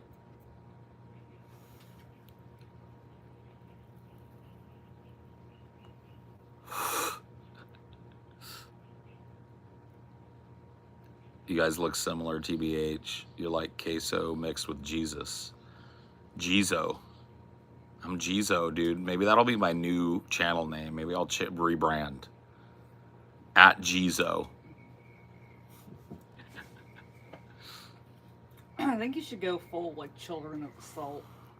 Yeah. That'll be like your LLC or something. Children of the Salt. Yeah. Maybe so. We'll see. Maybe you go all the way and you get a religious tax exemption.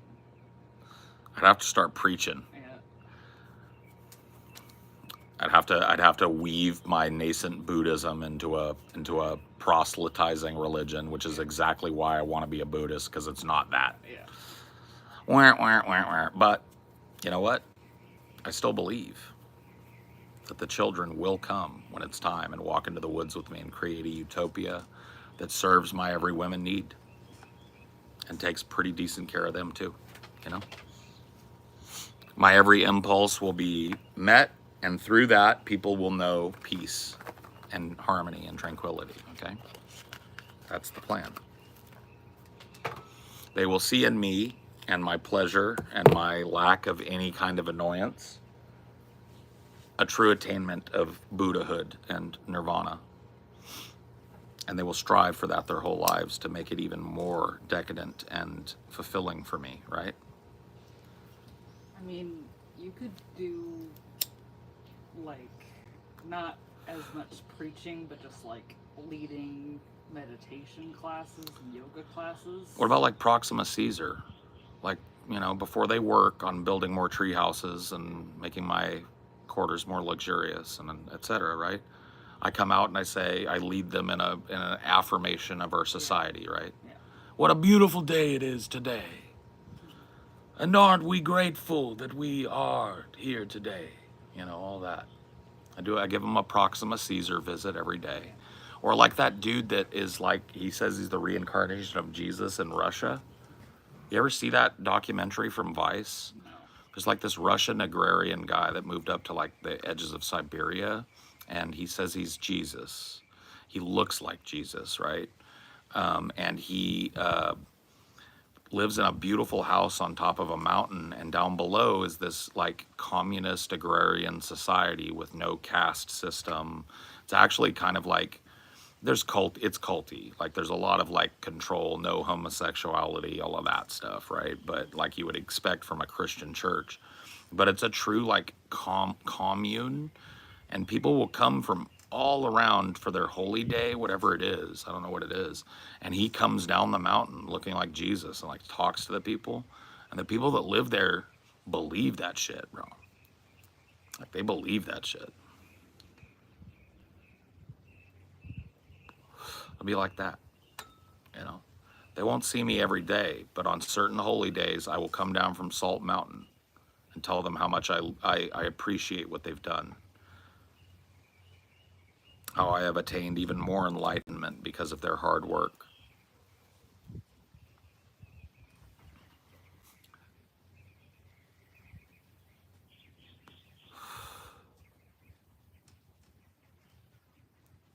Sermon on the salt pile.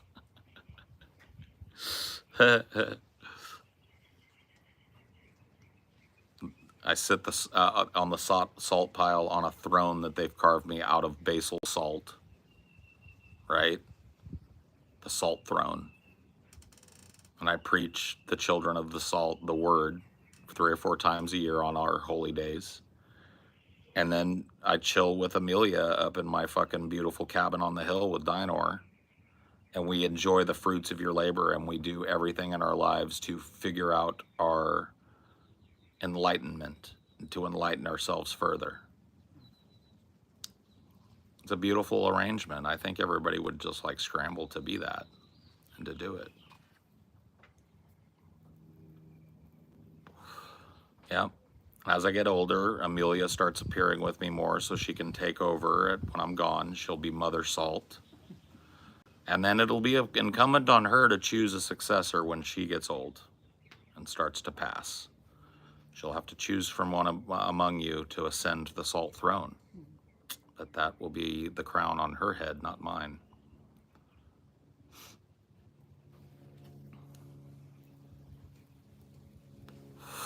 Wow, not to be judgmental, but you cuss and you talk about enlightenment and spiritualism and you're smoking. Why do any of those things preclude my spiritual journey, sir? They may preclude yours. Maybe your spiritual journey includes worrying about things like naughty poo-poo words and smoking, but mine doesn't. So what is it about that that bothers you? It doesn't bother me that you live a clean existence and you don't smoke and you don't speak naughty words, naughty doo-doo words. I don't come to your door, knock on it, and say, hey, cuss more, motherfucker. And by the way, have a cigarette, bitch, right? But why would you come to my doorstep with that kind of thing to me and undermine my spirituality and my journey? I would never do that to you.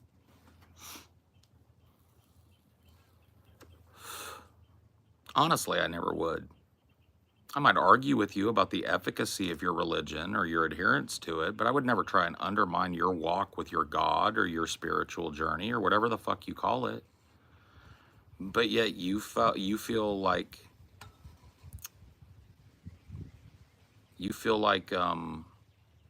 you have the impetus to come and judge me.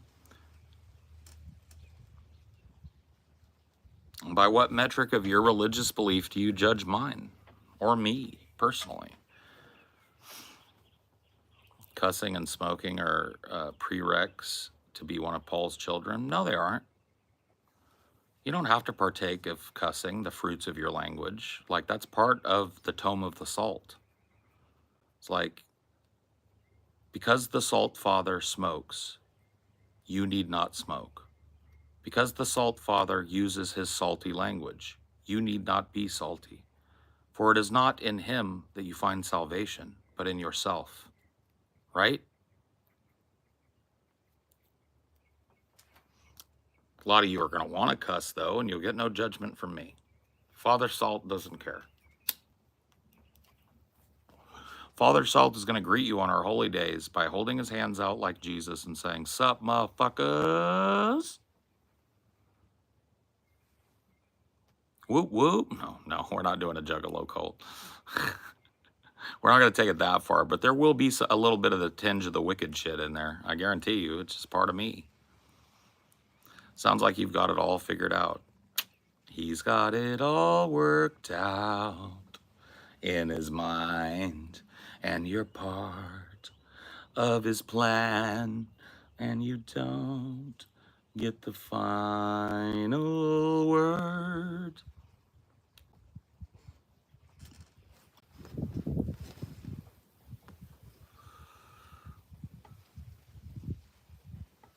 Here in Scotland, cursing is like a second language. Of course it is. Any good Highlander curses. I don't trust a fucking Highlander that doesn't know how to curse proper. Laddie, laddie. If a man don't curse, I don't trust a man. Thank you for leaving your weed at our station regarding our last visit. What? Huh? I live in California, officer. It's legal for me to have my weed, sir. So if I left it, I'd appreciate you returning it. Don't hassle me. Talk to my fucking lawyer, Jacob Rosenthal. The best lawyer in fucking America, bro. Fuck with him at your own peril. Fuck with me at your own peril, because it's not me that comes after you. It's Jacob fucking Rosenthal III, Esquire. The greatest lawyer in the history of fucking lawyers. So...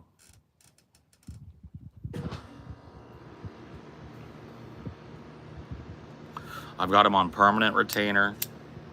It's a huge chunk of my income, but you know what? It's fucking worth it, because anybody fucks with me, they just disappear, bro. They're broke and all their money just gets transferred to me. I don't even have to fucking deal with it, bro. Jacob just has, you know, he has my fucking proxy. And he's out there watching too. He's watching right now. What's up, Jacob? He won't say anything. He's too professional. I'm in Scotland right now. I love it. I'd love to come to Scotland and visit it. I'd love to see the Highlands rolling with the rocks. I'd love to smell the clean, fresh air of the Highlands and put on a kilt and let me balls drag.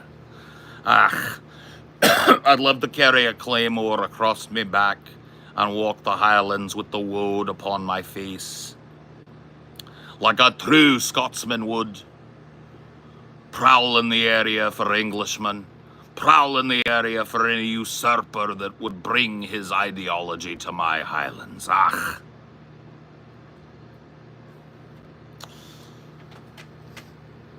Come on, make it easy now.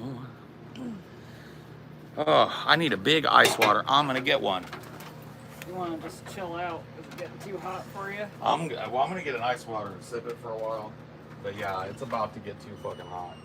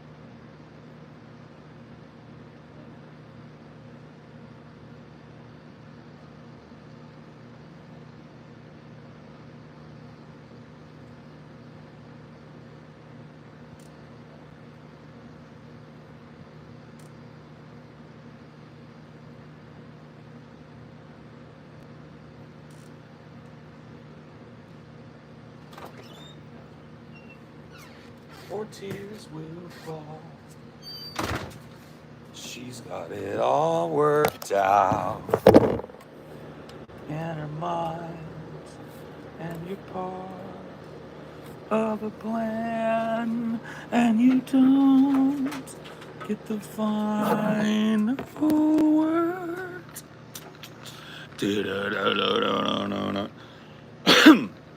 Come on, make it easy now. Make it easy now. Come on, make it easy on us all. Come on, make it easy now, or cheers will fall. She's got it all worked out.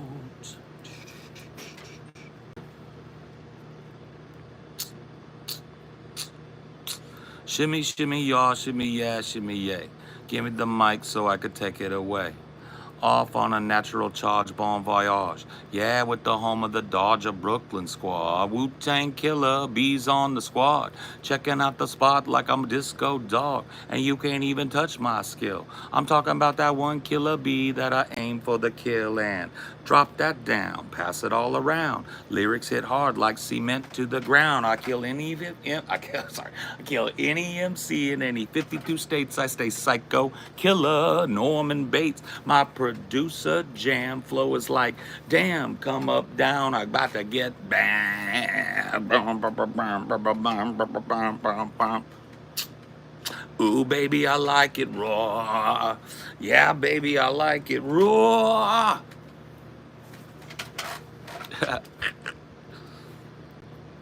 Yeah, Wu-Tang worldwide. That's the way it works.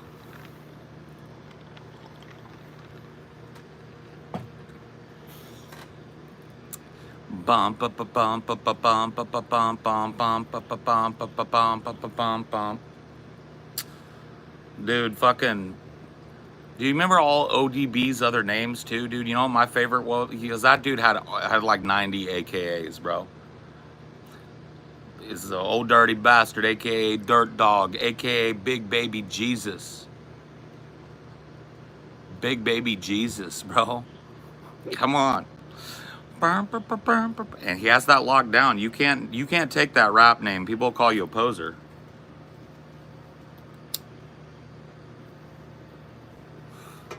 Oh baby, I like it raw. Yeah, baby, I like it raw. Uh-huh, uh-huh, uh-huh, uh-huh.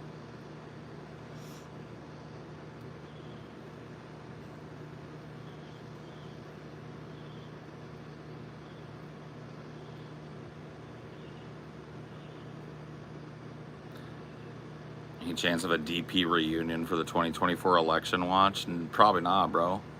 Probably not. There's a weirdness around that because I don't go with everything that people tell me, but people that watched their recent like episode, I don't know what it was, episode 600 or some shit.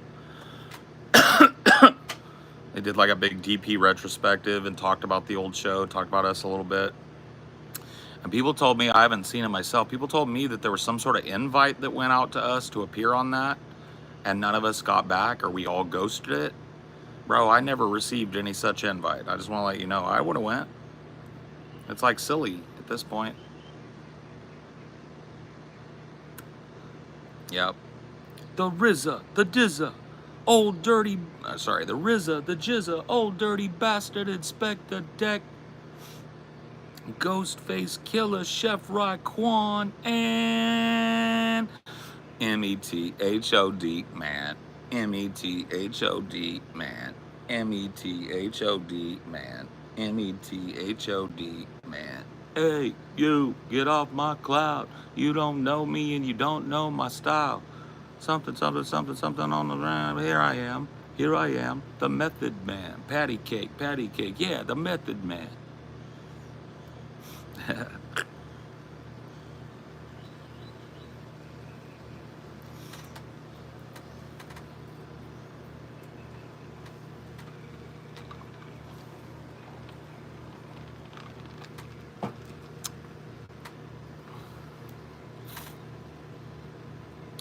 I watched DP back in the day for you and TJ anyway. Yeah, I'm okay with DP staying in the past at this point. Nothing wrong with it, but I feel like I grew out of it. Yeah, man, I got nothing but love for it. If they reached out to me in a genuine way and said, hey, dude, you want to come on a show? We want to do a retrospective, talk about the old days, I'd be there.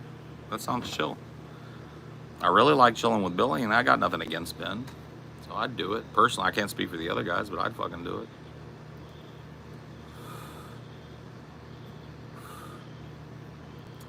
You hungry?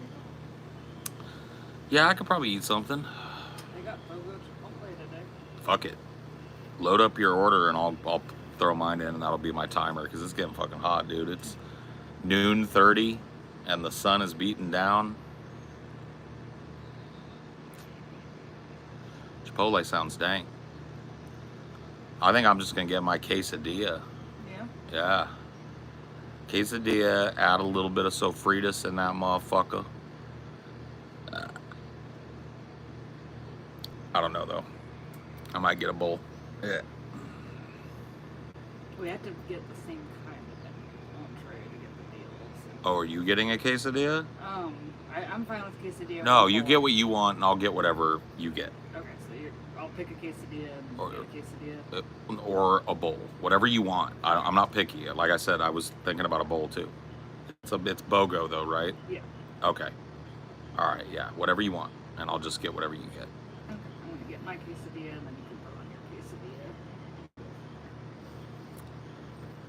Do you think Biden would even live through a second term? Probably not. I mean, statistically not. Dude, you want to hear a crazy take? I don't know if this motherfucker's going to live through the campaign. Like, people are acting like it's a promise that Biden's going to be alive in November. And I'm like, well, who told you that? Or Trump. Dude, Trump looks like a walking fucking major coronary. That motherfucker is like one bad day from a major fucking heart attack or stroke. Not to talk shit, because I probably am too. But, okay, you got a quesadilla? My filling is gonna be, it's gonna be sofrit. My toppings are gonna be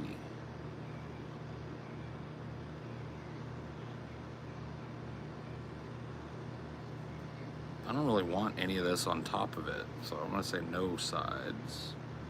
I don't want veggies. I would like a guacamole, and I would like a queso blanco. And I'm gonna hit that. And I'm gonna add that item. Okay? Then I'm gonna go to the sides. And I'm gonna go ahead and hit up my favorite. I'm gonna give myself a little bag of chips and tomatillo green salsa. Now I'm gonna look and make sure the BOGO happened, because it better have.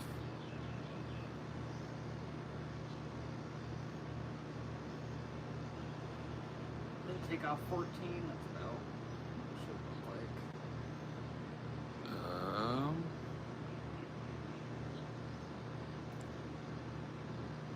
No, I don't know what's going on. Doesn't look like it is doing it though. Maybe it is. I don't know why they're not BOGOing it. Is it like a code we gotta put in or some shit? Or is it because I added some shit to my fucking one and they're like, you ain't getting that free, bitch? Fuck. We both got fucking... Quesadillas. I just added guacamole and queso blanco sides to mine. Do I have to delete that to get it? Ah, fuck it. Just pay for it. Yeah. Maybe the guac. Probably the guac. That's retarded, though. Just give the one that doesn't have guac then for free. So fucking stupid. Whatever. I ain't paring my shit down. I want the guac. What if I added guac and queso? Would that work? Probably not, but you could try it. Yeah. I doubt it. It may be a hack, though. Yeah, if I add Does it have to be those- exactly the same thing? Is it because we got different fillings? Yeah, I don't know. It's retarded. Scam situation. Scammers. Fuck the fucking Chipotle scammers. BOGO my ass. Okay, let's see if that worked. No? Nope. Blow it out of my BOGO ass. Nickel and diamond me. Nickel and diamond me everywhere I go. Fucking assholes, man. Like, why is it gotta be so fucking particular? I know. Nickel and diamond. See? They get you in the door with promises of fucking half off. And then you want a little guacamole and they say you can't have half off. Nickel and diamond, a working man. Out here sweating on his day off. Wanted him a fucking Chipotle. Saw a fresh deal. Nickel and dimed. Okay. Ain't it the truth? Fuck it. Will that work now? Yes. If I got the exact same one as you, which I like the sofritas, in case that one box sound good, so we're gonna do it like that. You have to shit on yourself, though. No, I'm not shitting on myself. All right. If you're okay with it, get it. If not, fuck them. Let them nickel and dime. You know what? If they want a nickel and dime the working man, maybe next time I want a burrito, I'll go somewhere else. How about that? Dude, please. Please don't let me become that old man. Any kind of old man, but that old man.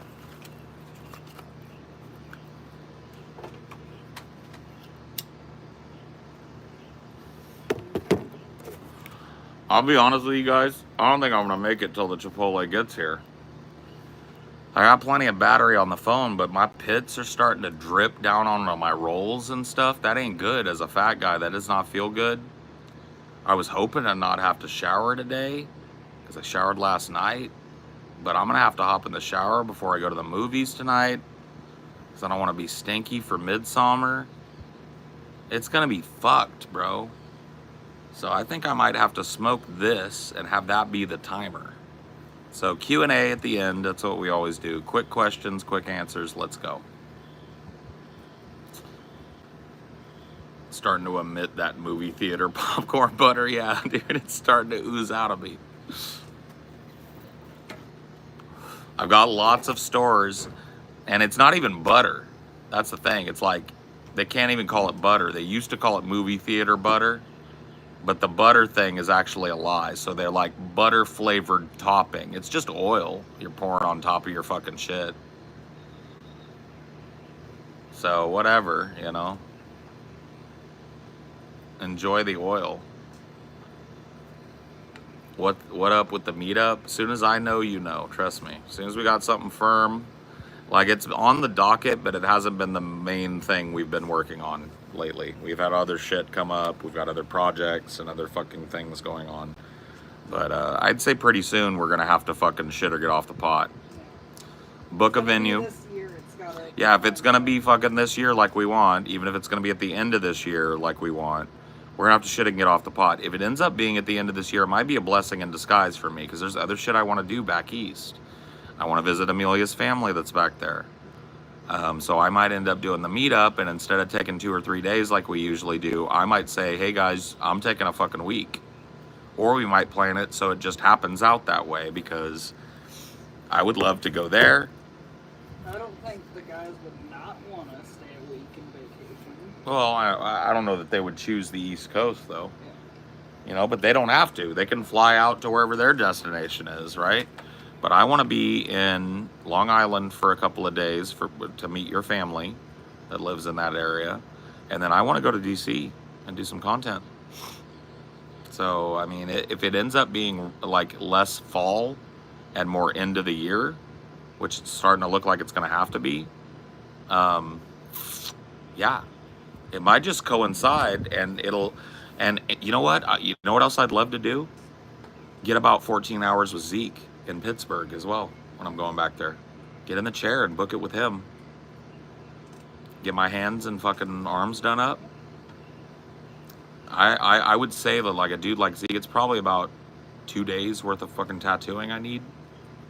Because I want hands, I want limited knuckles, I want top and bottom forearms. So that's probably about 7 hours an arm for a guy like Zeke, but he might think it's more. But I want that to be an option. So in order of necessity, it's going to be meetup, then your family, then Zeke, then DC if we can squeeze it in.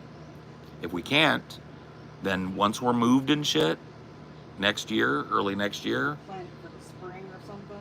Spring, yeah. You know. After the next Congress comes in. Exactly. And have a chance to have fucking done something. Mm-hmm. Because here's the thing, it's almost a blessing if it does get pushed. Because one of the things I have to do, and I'm going to ask you to help me on this, I'm going to need to learn these congressional members. Yeah. Not every one of them. Maybe it would be better after the election. Because right now they're all in campaign mode. They're not fucking That's what I mean.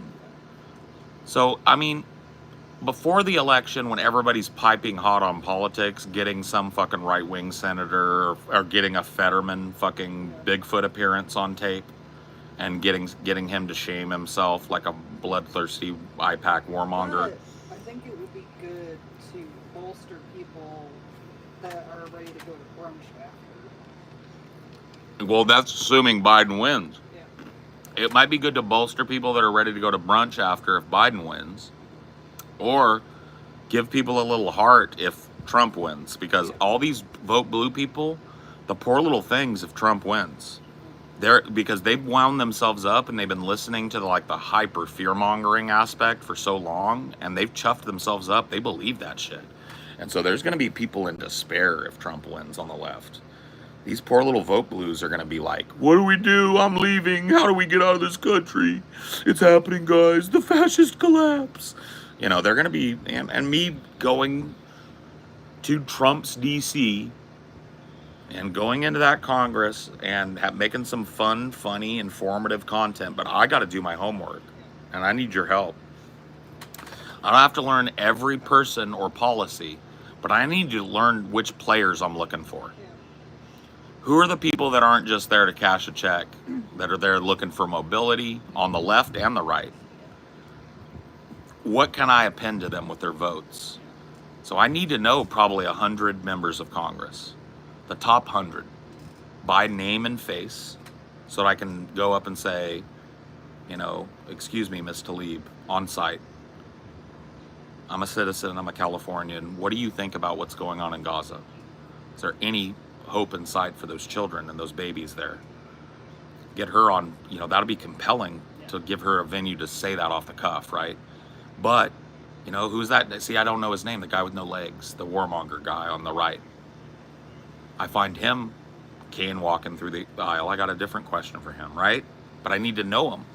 I need to know what policies they've supported. What did they run on? How are they doing on it? How do their votes reflect with their policies for their campaign, whatever that was?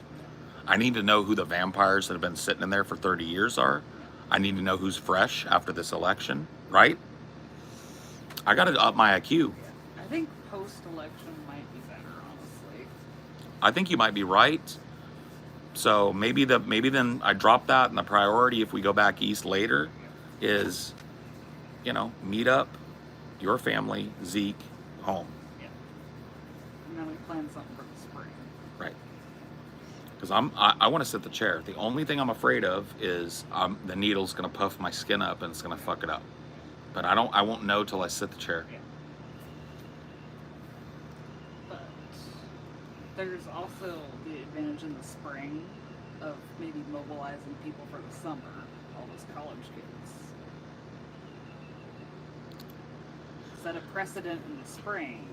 Yeah, well, that's another piece, right? I don't want to just do this once. I want to do this maybe at the California level. Yeah.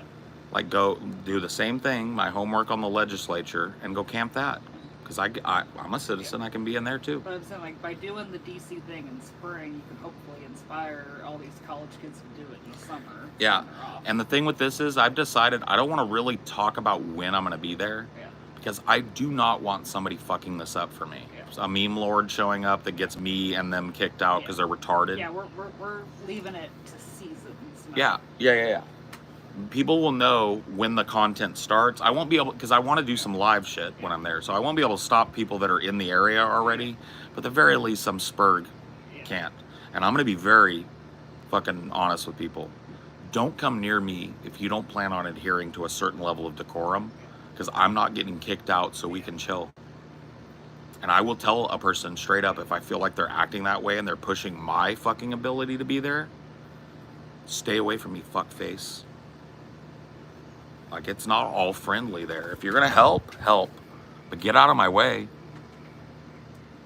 But I do want to try and plan something where, look, dude, I'm gonna show up and do some direct action. And if you want to fucking come, here's the date. Because the more people, the better. And I think the politicians would be more off guard post-election. Yep. Because they're like, "Whew, got that Let's go. election done." Let's go take a public disorderly rap or something. Let's go to jail for justice. Let's do a sit-in. Let's pick a fucking City Hall, and let's see if we can get 200 people in there, and we'll sit in and let them take us in the paddy wagon. We'll take our little public disturbance charge and trespassing charge.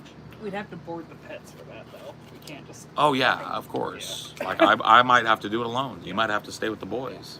You know, but like that's the type of shit. I don't want to get arrested. Yeah. I don't want to do anything that's going to lock me up for a long time. I'm not going to be breaking glass or hurting any cops. Yeah. But I will sit there and let them fucking cuff me and passively resist and refuse to move. Let them spray me up. Do what they got to do. I'll take it. Because that on video is more powerful than a pepper spray to the face or 20 hours in a fucking holding cell. I'll do it. I'll go to jail. Because they won't be able to pin shit on me but a fine, a public nuisance fine at best. And I'll have a fucking misdemeanor rap sheet. I'm willing to take it.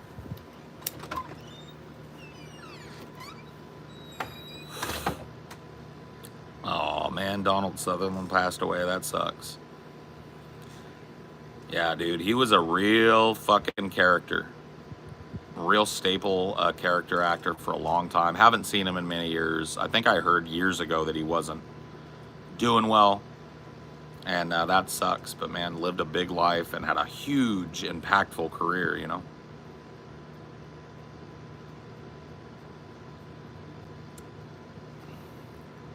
Color hair dye do you use? I don't. I don't put anything in my hair that would strip the oils out of it or anything like that. I take very nice care of my hair, but this is my color. I'm going gray. My mom's a ginger. My dad is like a brunette, dirty blonde. So I've got like all different colors in my beard and my shit. But yeah, I would never dye my hair. I'm slowly but surely going white, like my dad. Oh, Body Snatchers. He was fucking brilliant in that. Know what else he was brilliant in? Movie people shit on. I don't know why. I loved it. You guys seen that movie Dreamcatcher? Where Donald Sutherland plays the like big evil general and his direct underling is Morgan Freeman. They're containing the Ripley virus that's broken out in the woods in Canada or whatever. He was a good fucking guy, dude. A good villain, a good hero, good character actor. Duddits.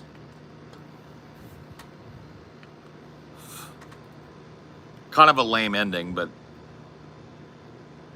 you know. Yeah, he was in the 78 or whatever it was, whatever year it was, 78 or 79 remake of Body Snatchers, and it's my favorite Body Snatchers. The end is haunting. The end is him. Like, you know, his friends see him walking the streets pretending to be one of them, and they call his name, and he turns around and looks at them and goes, you know, like that's how the movie ends. They got him. Why are people so obsessed with people's hair? I don't know, bro. I was asking that last night because I get like 100 comments a day on my hair. And most of them are just like, dude, your hair is dope. Oh, what do you do to your hair? What do you use in your hair? I like your hair, your hair, your hair, your hair. And I'm just like, you know, I wear it. I do keep it nice. And I wear it because I like the way it looks. But man, dude, I don't know much about hair, bro. I can't help you.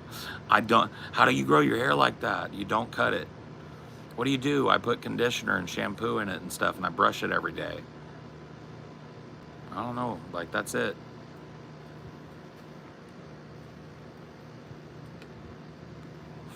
Because it's cool hair. Thanks. But a lot of people got cool hair.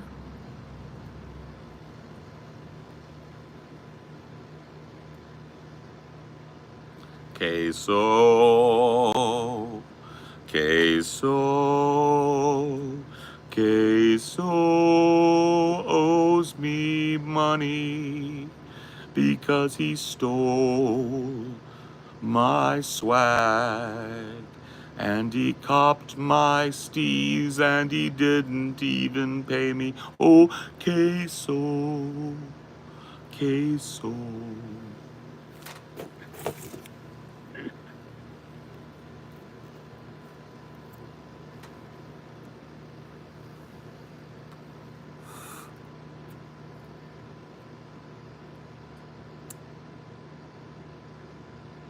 What's an underrated 90s action film? Tango and Cash is the first one that popped in my mind, dude. That's a fun-ass movie.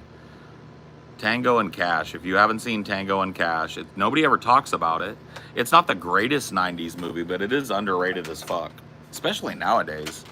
You know, because people are starting to rediscover like Predator and Terminator and all the big action spectacle movies, right? But I haven't seen anybody talk about Tango and Cash for forever, dude.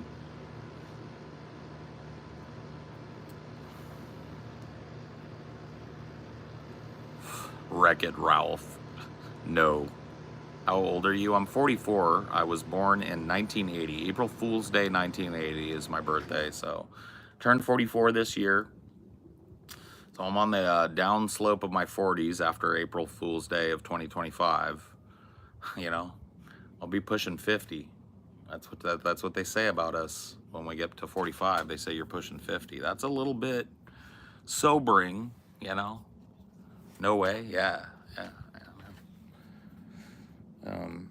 You know, I think a lot of it is that, dude, I lived a really normal fucking like 9-to-5 job type of life for a long time, and you never would have like known me, right? And I got this crazy opportunity to be on a really cool podcast, and I became a really big personality in that podcast space, and that availed me to start my own business, start my own podcast with a couple of guys, and I'm in the really super duper privileged position of making all of my money doing something I really love, right?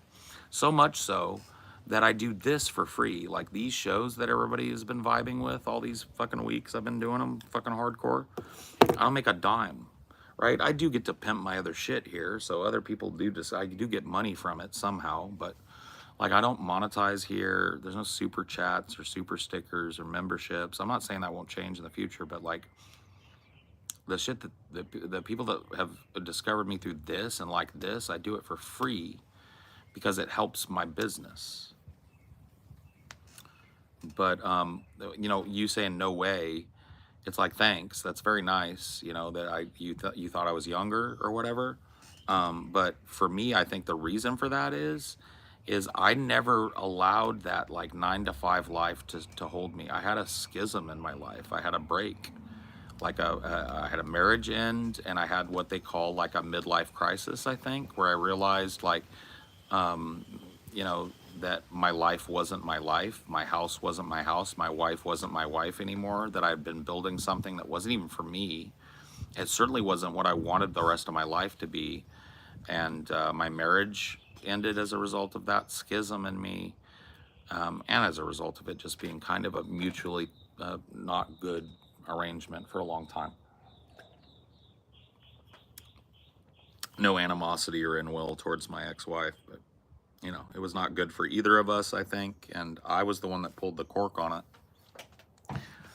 And it's like my life changed that day, and I was faced with my like life as I developed it, right? I was faced with my choices. And it was like you know, I don't know who I am very much. I'm talking about 35-year-old Paul when he's thrown a grenade into his life and he started from zero again. Like I was literally back to where I was, in fact, worse off than I was when I was 18 and moved out of my parents' house, right? It was like I gave up everything. I didn't want my divorce to be nasty in the financial way, and it was me that wanted it, not her at the time. And so I didn't take anything from that divorce. I took very little. I took what I owned. I took my car and my clothes and my computer, and that was basically what I got. I got a property that I had prior to the marriage that I owned, a little condo. Ended up being a liability more than a fucking asset because it just drained what little tiny bit of money I made early on. But it's like I had a license to start my life fresh. And one of the things that happened with that, and it took a while for it to all kick in, and I don't just thank myself for this. This was a journey that I relied on other people. I thank my ex-girlfriend for this, the lady I dated after my wife. We're not together anymore, but she exposed me to like different generational things, right? Like her generation's music. She was younger than me. I was 35, and I believe she was 22 when we got together. So there was an age difference there, and as there is with my wife. But I really started to feel like, man, I've been really underestimating culture. I've been really boomerish on music and movies, and for a while now, man, I've kind of fallen into that. I'm a property owner. I'm a hard worker. Get off my fucking lawn, kid, type of mentality. And I don't have to be that way, right? And so ultimately, not to fucking end the ramble, but well, hold on. I want to go get a joint. Not to end the ramble, but yeah, I think that's why I may come off as like younger than I am, because my mentality was for a long time locked into that 9 to 5 shit that leads to people like your dad, probably, or your granddad, or whatever. And I escaped that, and I never went back to it because it was killing me. And I did the hard work I had to do to establish myself doing something that I really love and enjoy and that I'm talented at, right? And now I own a business, and I will never look back. Like, if I have to, I will. I know how to work a job. I could go back to Starbucks probably and work the rest of my life there. I'm really good at that. I'm good at customer service. I'm a trainer, I'm a trained trainer. I've got some technology and networking and sysadmin training that would be really useful in the corporate world, probably. Like, I've got options. I know how to do that. But now that I have self-determination and self-governance, my business is my business, right? Literally and figuratively. Like, nobody gets to gainsay my business except my partners, not anybody. I decide how much I work and how much I don't work. I decide ultimately what decisions I make personally, how I dress, how I look, when I wake up in the morning, when I go to sleep at night. I'm not beholden to a 9 to 5. I'm not beholden to everything else. And everything I create comes to me in equal parts. And as such, I never want to give that up. And I will claw and suffer my way through whatever to make that happen, even if it's not this. I will self-govern for the rest of my life to the best of my ability, to the best of someone's ability in this society to do so. Have you ever had issues with trolls in real life, like swatting or some shit? I hope not. No. Well, no, maybe not the swatting thing, but I did have a dude that stalked me. He was a really unstable guy, a guy named Joseph Martelli. He stalked me in my podcast and came from like the Midwest to where we were at, like took a long ass train ride, and it's like posting pictures of guns and claiming he was coming. And he posted pictures of the front door of the building I lived in Bellevue, Washington. So this motherfucker from all the way across the country was there in my city and shit. He ended up showing up at a meetup and getting chased off by a friend of mine and fellow content creator Tommy from the Bronx, and Pimp Monk and TJ, who were all three big mean dudes, right? And he ran away so fast that his pants fell down and he almost tripped. And that's the last I ever saw or heard of Joseph Martelli. But for a while there, he was sending nasty messages and stalking and sending pictures of where I lived and all that shit, bro. So I've dealt with that.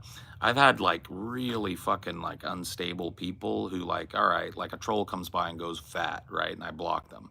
But then I've got people, and you'll notice it in here, they've got 28 accounts, and one of their favorite things to do is just come in and like stalk my content and say shit over and over, right? And so I deal with that. And then I got, I don't really do DMs. I do every once in a while. I'll send a DM to somebody or respond usually. I never like DM somebody unless it's a content creator I'm trying to work with. But I as a rule kind of avoid DMs, but I do read them sometimes, and I'll get some crazy, like, not just shit that's mean, but some crazy, like, I think this person's unstable, bro. They'll be like, you're a fucking liar and a charlatan. You will not get away with this. It's like I told a story, right, a few weeks ago, and it was a story that people were like, why didn't you tell that earlier? And it's like, dude, I didn't think about it for fucking years. When I was 14 years old, a girl that I knew named Jenny Waltz, she was a friend of mine. We kind of grew up together. Both of our parents were in the same union. We were at the same parties and barbecues. She was a friend of mine. And I kind of lost touch with her after middle school. And in high school, I was 14 years old. I found out that she was murdered, right? And it's still like an unsolved mystery case. In fact, some of these big like channels have covered Jenny Waltz. And I knew her, right? And some fucking freak that follows me was like, I don't think they actually did it, but they were like, hey, Paul, I reached out to Jenny's family on Facebook, and they don't know who the fuck you are and don't remember your name or anything. And I was like, well, that's bullshit. You know what I mean? I was like, so either they reached out, and I was like, I hope this person is just trolling me and not going to this murdered girl's family, of which, by the way, most people are dead. Her mother and father are both dead. I think her sister or half-sister is still alive. I don't know what the circumstance, but I know that a lot of her direct family is dead with her. And I was like, dude, if they found some family member of her and they're trolling it or whatever because I remembered that I knew this girl, that's fucked. You know?